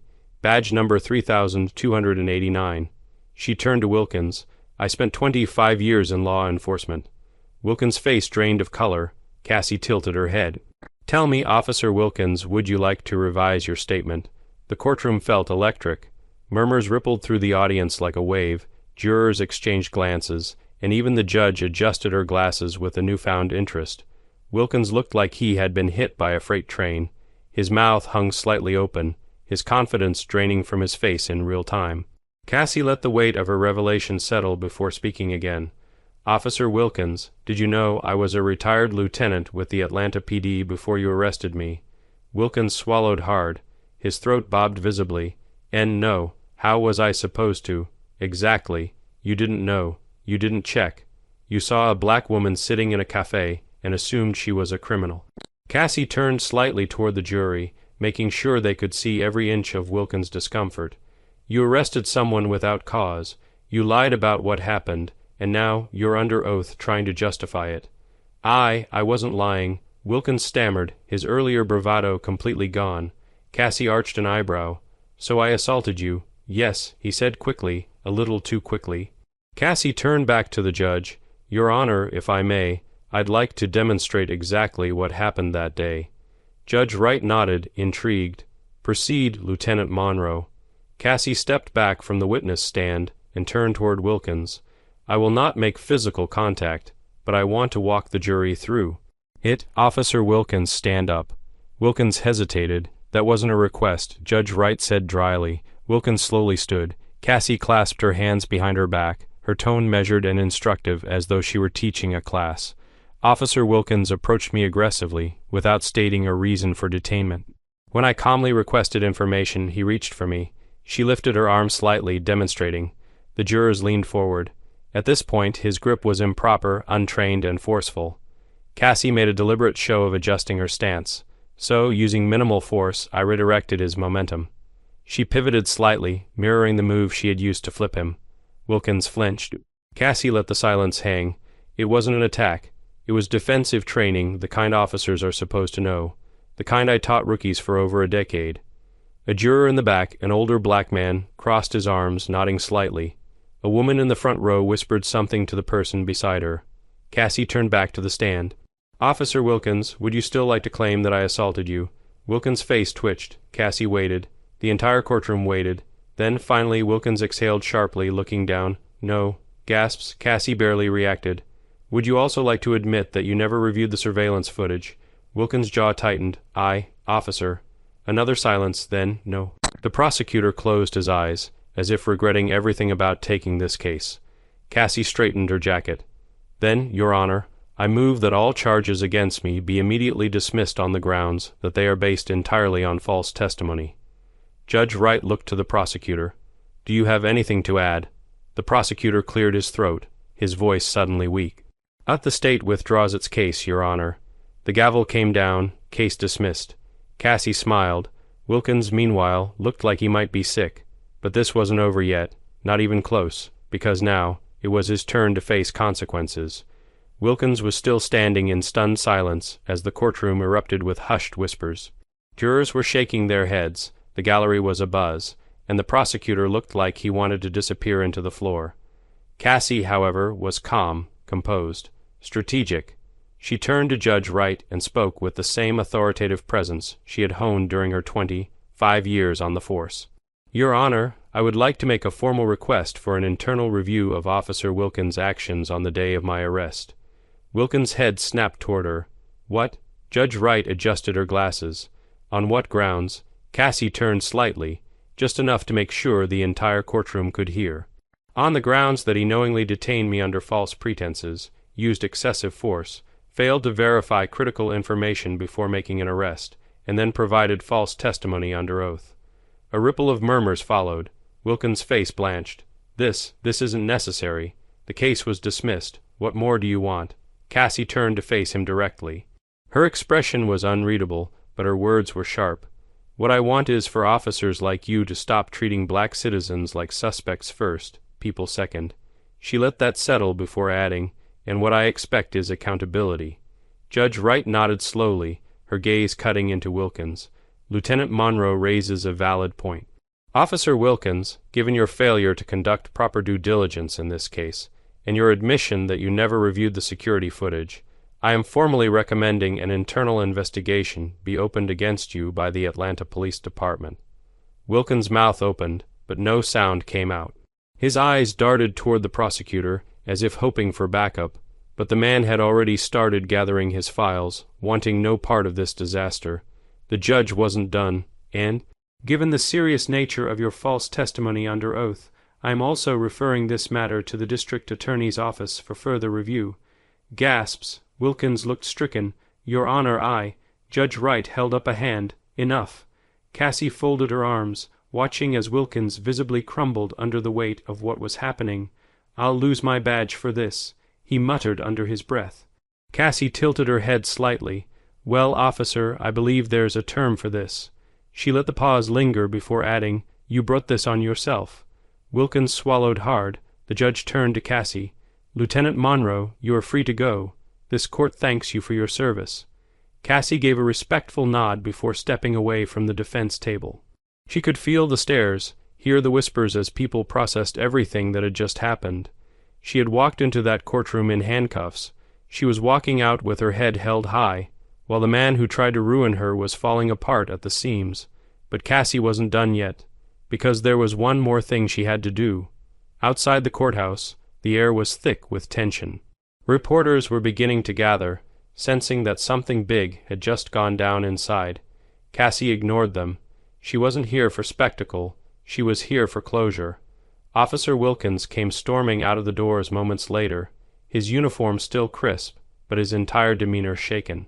He looked smaller than he had before, like the weight of what had just happened had finally settled on his shoulders. Cassie was waiting for him. He stopped in his tracks when he saw her, his face flushed with embarrassment, frustration, maybe even fear. "You set me up," he muttered, his voice bitter. Cassie let out a low chuckle. "Oh no, Officer Wilkins, you set yourself up." He shook his head. "You played me. You could have told me who you were from the start." Cassie's eyes darkened. "And what would that have changed? Would you have suddenly started treating me with respect? Would you have stopped assuming I was a criminal? Would you have bothered to do your job properly?" Wilkins had no answer for that. Cassie stepped closer, her voice low but firm. "Let me ask you something, officer. If I had been an ordinary woman, not a retired cop, would I still be in a jail cell right now? Would I still be fighting for my freedom while you stood in court lying about what happened?" Wilkins swallowed hard, but didn't speak. Cassie nodded. "That's what I thought." The silence between them stretched. Around them, people were listening, watching. Some of Wilkins' fellow officers had stepped out of the building, their expressions unreadable. Cassie exhaled slowly. "You might lose your badge over this, Wilkins, and frankly—" She tilted her head. "You should." Wilkins clenched his jaw. His face was full of anger, but there was something else underneath it, something uncertain. "I became a cop because I wanted to protect people," Cassie continued. "I spent 25 years doing the job right, but men like you—" She shook her head. "You put people like me in danger, not just with your badge, but with your lies." Wilkins finally snapped. "So what? You want me to grovel, apologize? I was just doing my—" Cassie held up a hand. "No, I don't want an apology." Apologies don't mean a damn thing if you don't change. I want you to think. The next time you put on that uniform, if you even get to keep it, I want you to remember this. Remember me." Wilkins looked away, jaw tight. Cassie let the moment linger. Then, with a final nod, she turned and walked away, leaving him standing there, surrounded by his own mess. As she reached the courthouse steps, she felt the weight of everything settle in her chest, not just the case, but the principle of it. She had spent decades in law enforcement, fighting to be respected in a system designed to push her out. But today, she didn't just win her case. She taught a lesson, and she hoped, though she wasn't sure, that Wilkins had learned something from it, because next time, the person he arrested might not have the badge or the courtroom experience to fight back. And that was the real problem. The drive home was quiet. Cassie kept her hands steady on the wheel, though her mind was still racing. The case was over. She was free. Justice, at least a fraction of it, had been served, but that fight never really ended. By the time she pulled into her driveway, the evening sun had begun to dip behind the Georgia skyline, casting golden streaks across the pavement. She sat for a moment, staring at her own reflection in the rearview mirror. She had been lucky, because what if she hadn't been a retired lieutenant? What if she hadn't known how to maneuver in a courtroom? What if she had been someone without the voice, the resources, or the knowledge to push back? Men like Wilkins, they counted on that. And that was why, as exhausted as she was, she couldn't stop here. With a sigh, she stepped out of the car, stretching slightly as she walked up to her door. But just as she was about to step inside, her phone buzzed. Unknown number. She hesitated, then answered. "Monroe." A familiar voice came through, deep, measured. "Lieutenant Monroe, this is Internal Affairs. We'd like to speak with you regarding Officer Wilkins." Cassie's lips curled slightly. Good. She took a breath. Of course. When and where. A pause. Then, tomorrow morning. 9 a.m. I'll be there. She hung up and let the moment settle. Wilkins wasn't just going to walk away from this. Not this time. Cassie had made sure of that. And yet she wasn't celebrating. Not yet. Because for every Officer Wilkins, there were 10 more just like him. Cops who made snap judgments. Cops who abused their power. Cops who played fast and loose with the truth, never expecting to be held accountable. And she couldn't fight them all, but she could fight some. And as long as she had breath in her body, she would. Cassie stepped inside, locking the door behind her. She poured herself a glass of whiskey, sat at her kitchen table, and opened her laptop. There was work to do. Because justice wasn't just about winning a case. It was about making sure the next time, when someone else sat in that same chair, in that same courtroom, they wouldn't have to fight alone. And that was what she had spent her entire life fighting for. It was a warm afternoon in the bustling downtown district, where people shuffled through their daily routines, oblivious to the tension about to unfold. Naomi Carter, a poised and confident black woman in her early 40s, exited a coffee shop with her latte in hand. Dressed in a sleek navy blue suit, she exuded an air of sophistication and authority. Naomi, however, wasn't just any woman. She was a renowned civil rights attorney who had built her career holding people accountable for injustices, but on this day she wasn't at the courthouse. She was simply trying to enjoy a moment of peace before heading to her next meeting. As she approached the crosswalk, she noticed a commotion near a street vendor's stand. A police officer, burly and scowling, was aggressively questioning the vendor, a young man who looked nervous and scared. Naomi slowed her pace, her sharp instincts sensing something wasn't right. The officer's tone was harsh, laced with condescension. "I don't care if you have a permit," he barked. "You people are always bending the rules. Let me see it now." Naomi's heart sank. The vendor, trembling, fumbled through his pockets, his hands unsteady as he searched for the required paperwork. The officer's demeanor was unmistakable. He was more interested in asserting his dominance than ensuring justice. Naomi wasn't one to ignore such things. She stepped closer, her gaze firm but calm. "Excuse me, officer," she said, her voice measured. "Is everything okay here?" The officer turned, his eyes narrowing as they landed on Naomi. His face twisted into a sneer, as if her presence alone was an affront. "Mind your business, lady," he spat, "unless you want to join him." The tone, the disdain, it wasn't new to Naomi, but what came next shocked even her. The officer's words hung in the air, sharp and venomous. Naomi, unshaken, held her ground. Her dark brown eyes met his icy glare without flinching. She could feel the curious gazes of bystanders starting to gather, a silent audience to the unfolding drama. "Actually," Naomi replied evenly, her tone measured yet firm, "when I see someone being treated unfairly, it becomes my business." The officer scoffed, his expression hardening. His badge gleamed in the sunlight as he shifted his weight forward, as if trying to physically intimidate her. "Lady, don't test me," he warned. "I don't have time for people like you sticking their noses where they don't belong." "People like me?" Naomi raised an eyebrow, her voice steady, though her pulse quickened slightly. "You mean people who ask questions, or perhaps people who don't look the way you think they should?" The subtle jab in her words seemed to ignite something in him. His face flushed red with anger, and he took a deliberate step toward her. Naomi didn't back down, her posture remaining upright and dignified. "You think you're smart, huh?" he hissed, his tone dripping with contempt. "You think you can just waltz in here and lecture me on how to do my job? I think," Naomi replied calmly, "that respect is a fundamental part of any job, especially one that involves serving the public. Harassment, however, isn't." Her words were like fuel to a fire. The officer's jaw tightened, his fists clenching at his sides. "I don't need a lecture from some wannabe activist," he snarled. Then, with a shocking burst of arrogance, he leaned in closer, and then it happened. Without warning, he spat directly in her face. A collective gasp rippled through the crowd. Naomi froze for a moment, stunned. The hot, degrading saliva slid down her cheek, a vile reminder of his utter disregard for her humanity. For a split second, the world seemed to stand still. The officer straightened up, smirking as if he'd won some twisted victory. "What are you going to do now?" he challenged mockingly, his voice cutting through the silence. Naomi slowly wiped her face with a tissue from her pocket, her movements deliberate and precise. The crowd murmured, some pulling out their phones to record. A lesser person might have crumbled under the weight of such humiliation, but Naomi was not a lesser person. She took a deep breath, her composure unshaken, though her eyes burned with a quiet intensity that hinted at the storm brewing within her. "What I'm going to do," she said softly but powerfully, "is ensure that you regret this moment for the rest of your life." The officer's smirk faltered for a fraction of a second. "Yeah, right," he muttered, but there was a flicker of unease in his eyes now. Naomi stood tall, wiping the last trace of spit from her cheek with a calm precision that seemed to disarm the officer more than if she had lashed out in anger.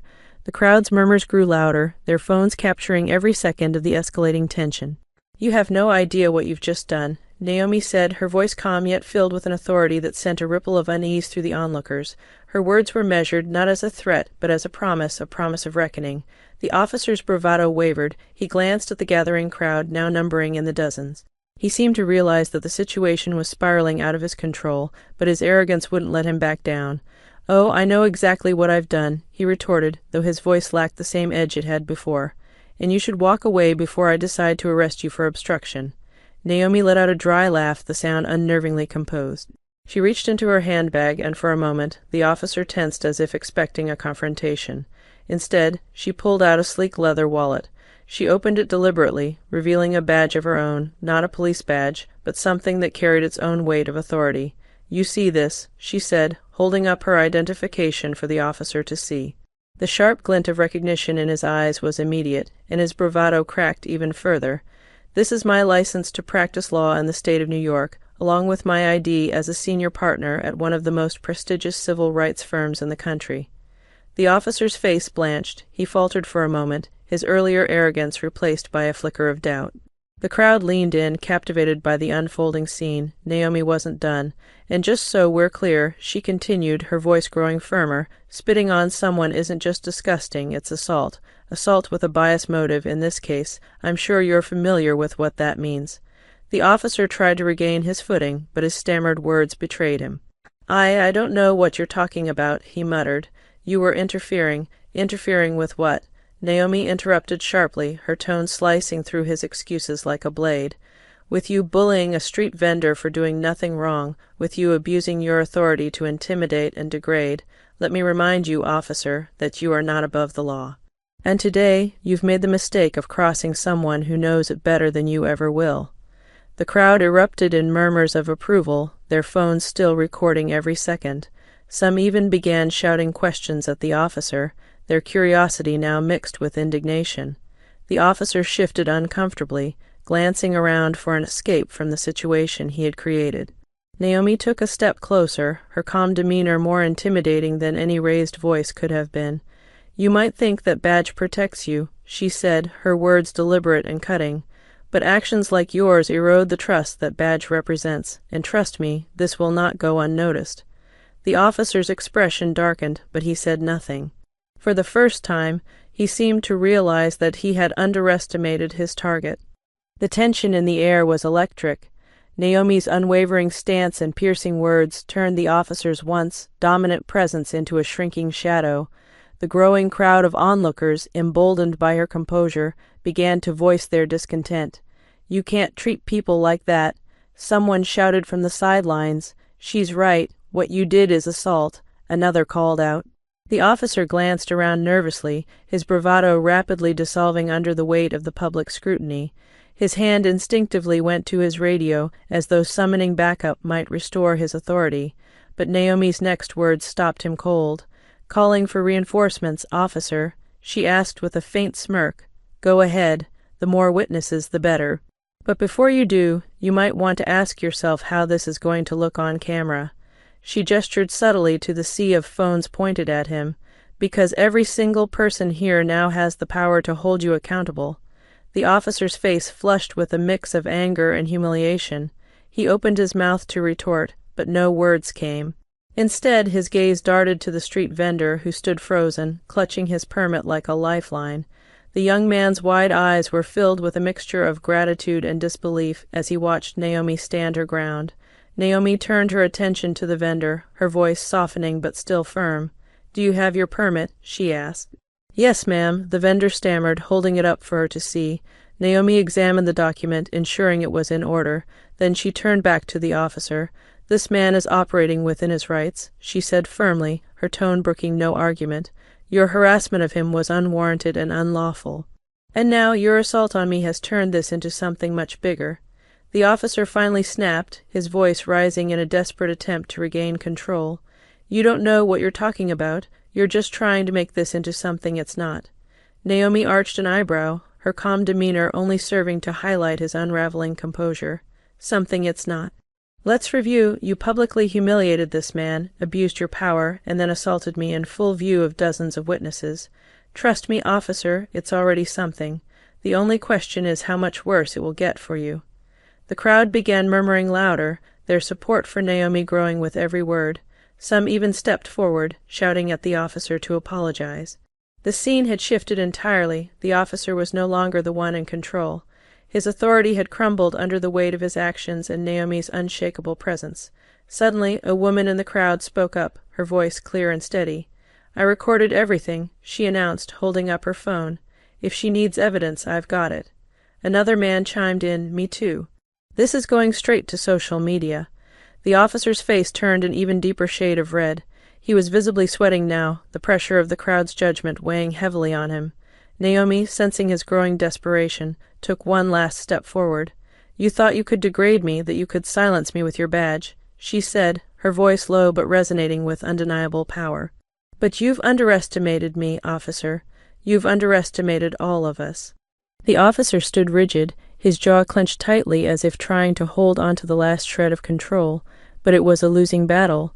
The crowd was no longer a passive collection of bystanders.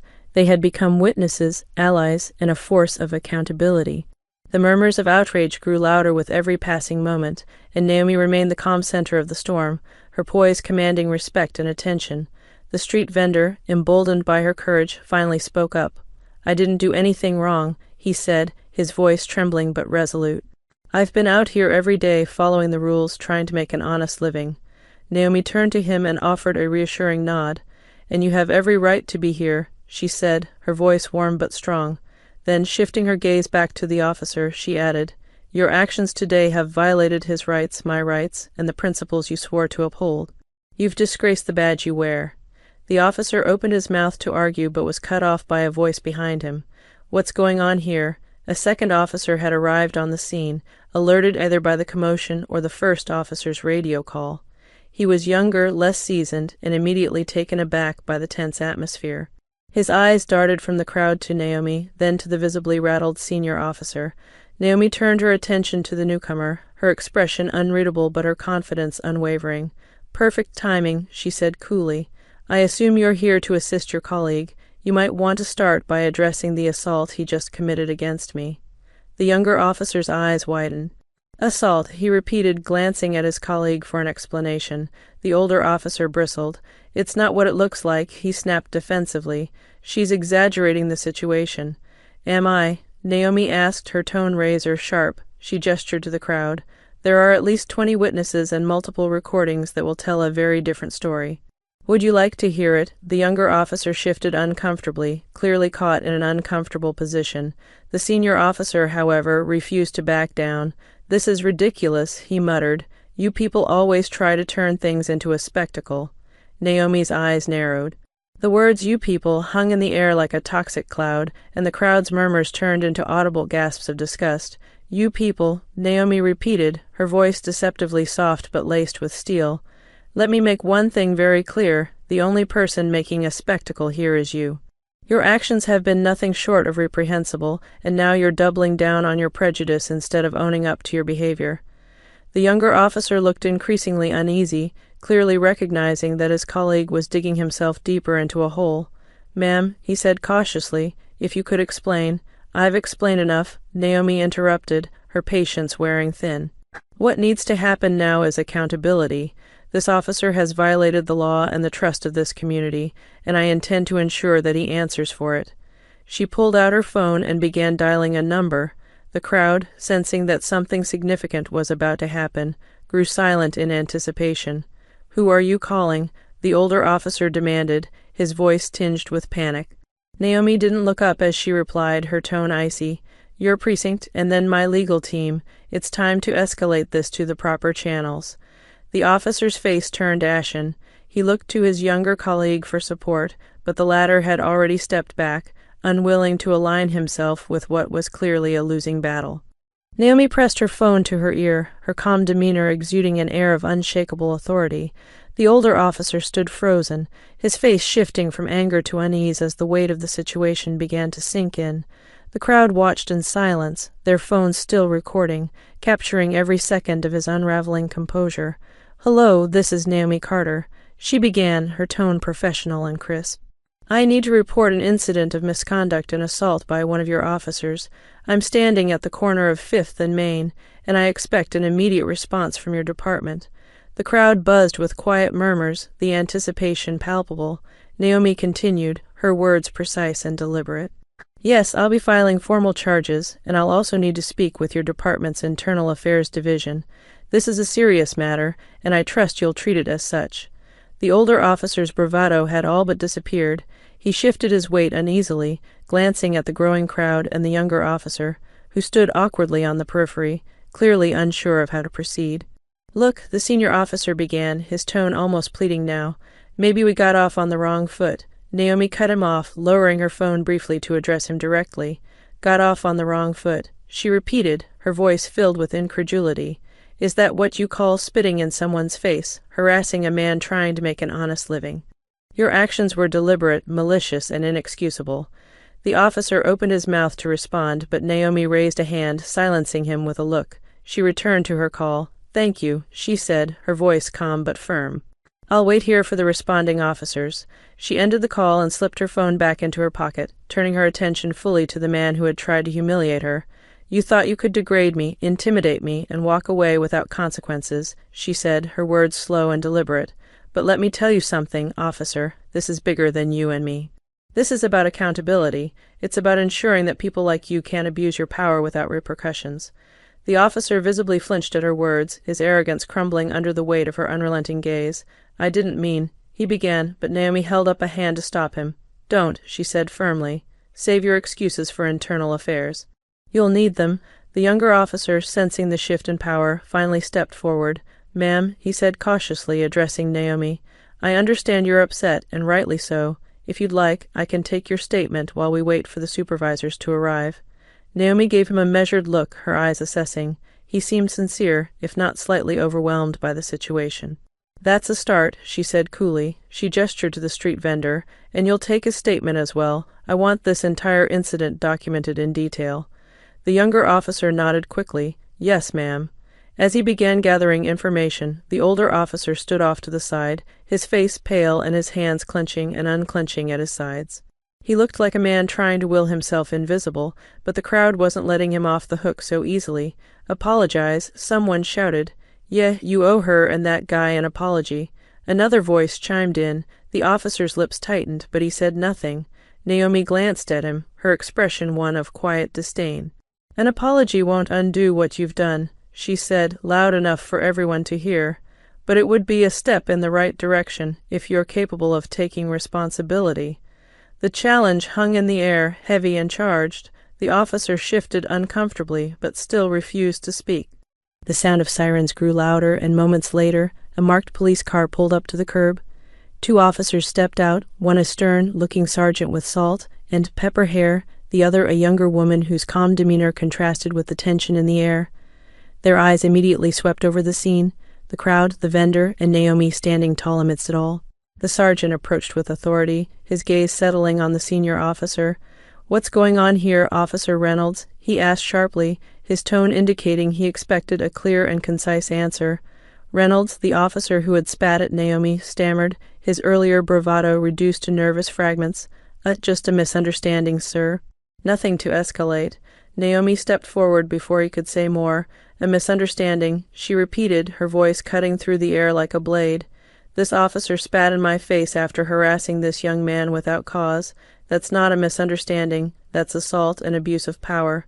The sergeant turned to Naomi, his expression shifting to one of concern and professionalism. "Ma'am, I'm Sergeant Lewis. I assure you we take allegations like this very seriously.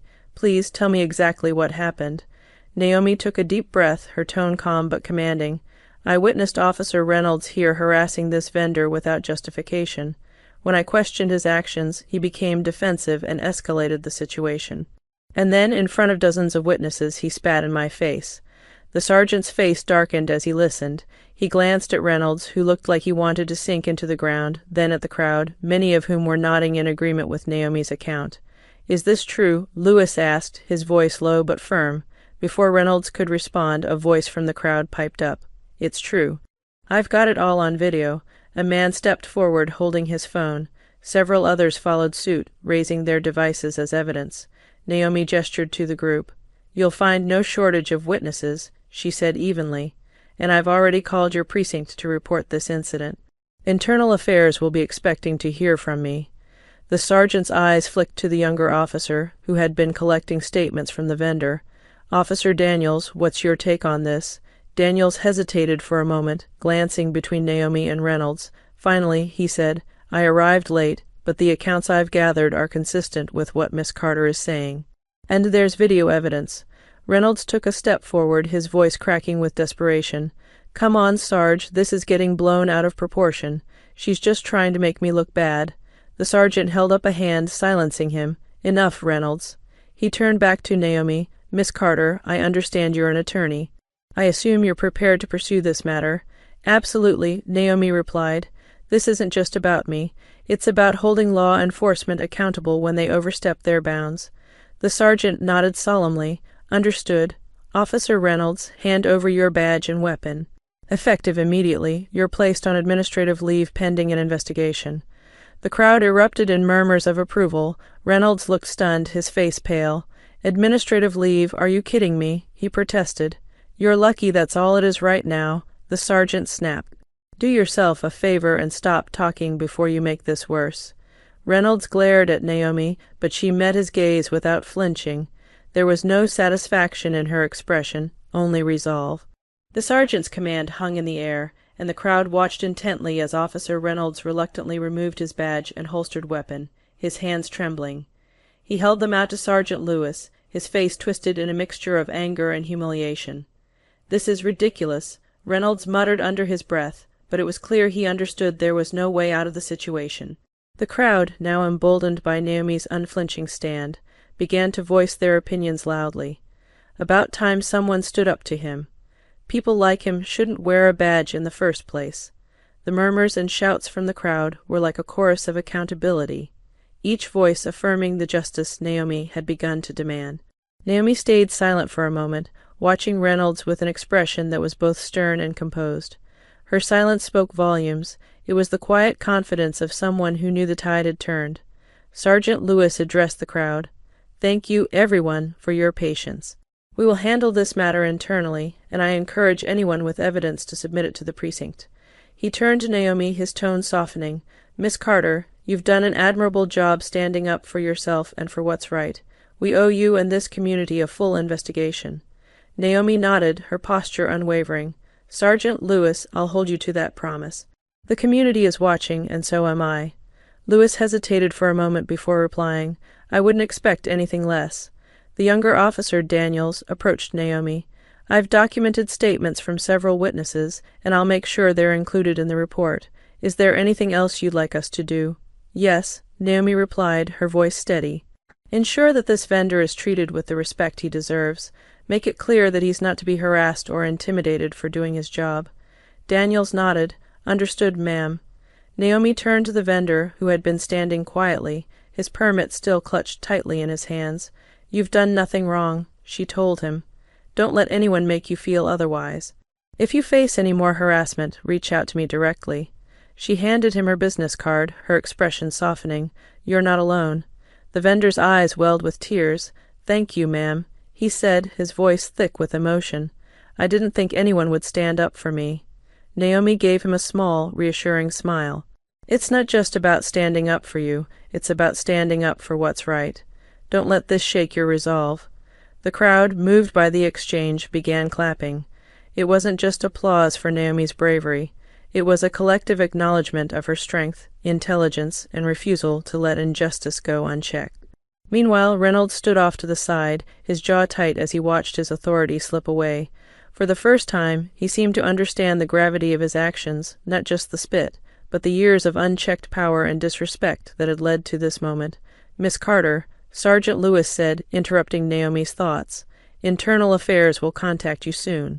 In the meantime, if there is anything further we can do." Naomi's gaze swept over Reynolds before returning to Lewis.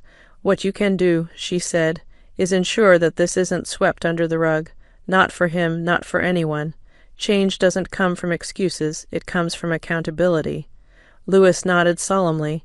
"You have my word." With Officer Reynolds stripped of his badge and weapon, the scene began to quiet down, but Naomi's work was far from over. The energy in the air had shifted. What started as an incident of blatant disrespect and abuse of power had transformed into a public stand for justice. The crowd wasn't dispersing, they were energized, murmuring among themselves, many still recording or discussing what had just happened. Naomi turned to face the gathering, her voice cutting through the buzz. "This isn't just about what happened today," she began, her tone measured but resonant. "This is about a culture that allows people like him to think they can get away with anything, unchecked, unchallenged, and unpunished." The crowd fell silent, their attention fixed on her. Even Sergeant Lewis and Officer Daniels listened closely, their expressions serious. "It's easy to focus on this one incident, and yes, it's important that we hold Officer Reynolds accountable," she continued. "But the truth is, this isn't just about one bad officer. This is about a system that needs to do better, much better, for all of us." A woman in the crowd spoke up, her voice carrying the anger and pain of years of lived experience. "What can we do? They just keep getting away with it." Naomi nodded, her expression empathetic but firm. "You're right. That's why it's up to all of us to demand accountability, not just today, but every day. Record incidents like this, file complaints, vote for leaders who prioritize police reform and community oversight, and don't let them intimidate you into silence." Her words drew scattered applause from the crowd, which quickly swelled into a louder, unified response. The vendor, emboldened by the support around him, stepped forward. "We need people like you," he said, his voice steady despite the emotion in his eyes. "People who won't back down." Naomi gave him a small, grateful smile. "We all have a role to play," she replied. "Today, mine was to stand up to someone abusing their power. Tomorrow it might be yours. And together we can create a system that serves everyone fairly." Sergeant Lewis stepped forward, his voice respectful but firm. "Miss Carter, you've made your point, and I respect what you're saying. But reform takes time. Today, I'll make sure this incident is addressed. Beyond that, it's going to take community involvement and patience." Naomi's eyes sharpened, her gaze meeting his without hesitation. "Sergeant, patience is what people ask for when they're not ready to take action. Justice delayed is justice denied. I'll be watching to ensure your department follows through, not just on this case, but on how it handles accountability moving forward. Lewis hesitated, then gave a small nod. Fair enough, he said. I respect your commitment, and I'll do my part. As the crowd began to dissipate, murmuring their approval and gratitude for Naomi's stand, several people approached her to thank her personally. Naomi accepted their words with humility, but made it clear that this wasn't about her. It was about the collective strength of the community standing together. Reynolds, now stripped of his authority and standing to the side like a forgotten relic, glared at Naomi one last time before slipping away, escorted by a third officer who had just arrived. His departure went unnoticed by most, but Naomi saw him go and felt no satisfaction, only resolve. As the scene quieted and the street returned to its usual rhythm, Naomi lingered for a moment, taking in the aftermath. The vendor returned to his stand, still shaken but standing taller than before. The crowd had dispersed, but the energy of what had transpired lingered in the air, a sense of change, however small, beginning to take root. In the days that followed, the video of the incident spread like wildfire. It was shared thousands of times on social media, accompanied by hashtags like #JusticeForAll and #HoldThemAccountable. News outlets picked up the story, and Naomi found herself at the center of a growing movement. Interviews flooded in, but Naomi accepted only a few, ensuring her message remained focused. This wasn't just about her, it was about systemic change. What happened to me is just one example of a much larger problem, she told a national news anchor. Accountability shouldn't be the exception, it should be the rule. Officer Reynolds, meanwhile, faced swift consequences. The video evidence, coupled with the overwhelming witness statements, left no room for excuses. Internal Affairs launched an investigation, and within a week, Reynolds was formally dismissed from the force. Legal charges for assault and misconduct followed shortly thereafter, further cementing the message that abuse of power would not be tolerated. But for Naomi, the resolution of Reynolds's case was only the beginning.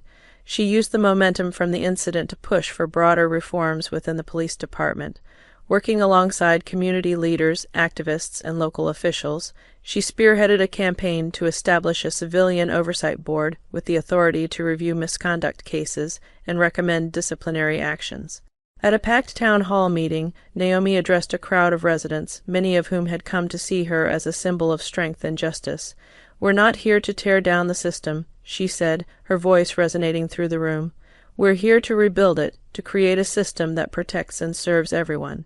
And that starts with holding ourselves and our leaders accountable." Her words ignited applause, and the momentum only grew. Petitions circulated, gaining tens of thousands of signatures. Community forums became spaces for dialogue, with people sharing their stories and demanding change. Naomi was there at every step, not as a savior, but as a guide, empowering others to find their own voices. The vendor, whose harassment had sparked the incident, became a vocal advocate for immigrant rights. "Naomi showed me that one person can make a difference," he said during a local news interview. "Now it's my turn to stand up for others." Months later, the Civilian Oversight Board was officially established, marking a significant victory for the community. It wasn't a perfect solution, but it was a step forward, a testament to what could be achieved when people stood together. As Naomi walked through the same downtown street where the incident had occurred, she paused by the vendor's stand. He greeted her with a smile, now confident and at ease in his place of business.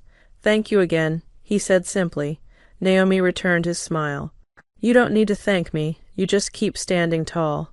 Walking away, Naomi reflected on the journey. The road to justice was long and often exhausting, but moments like these reminded her why she had chosen this path. It wasn't about winning every battle. It was about creating ripples that would one day become waves.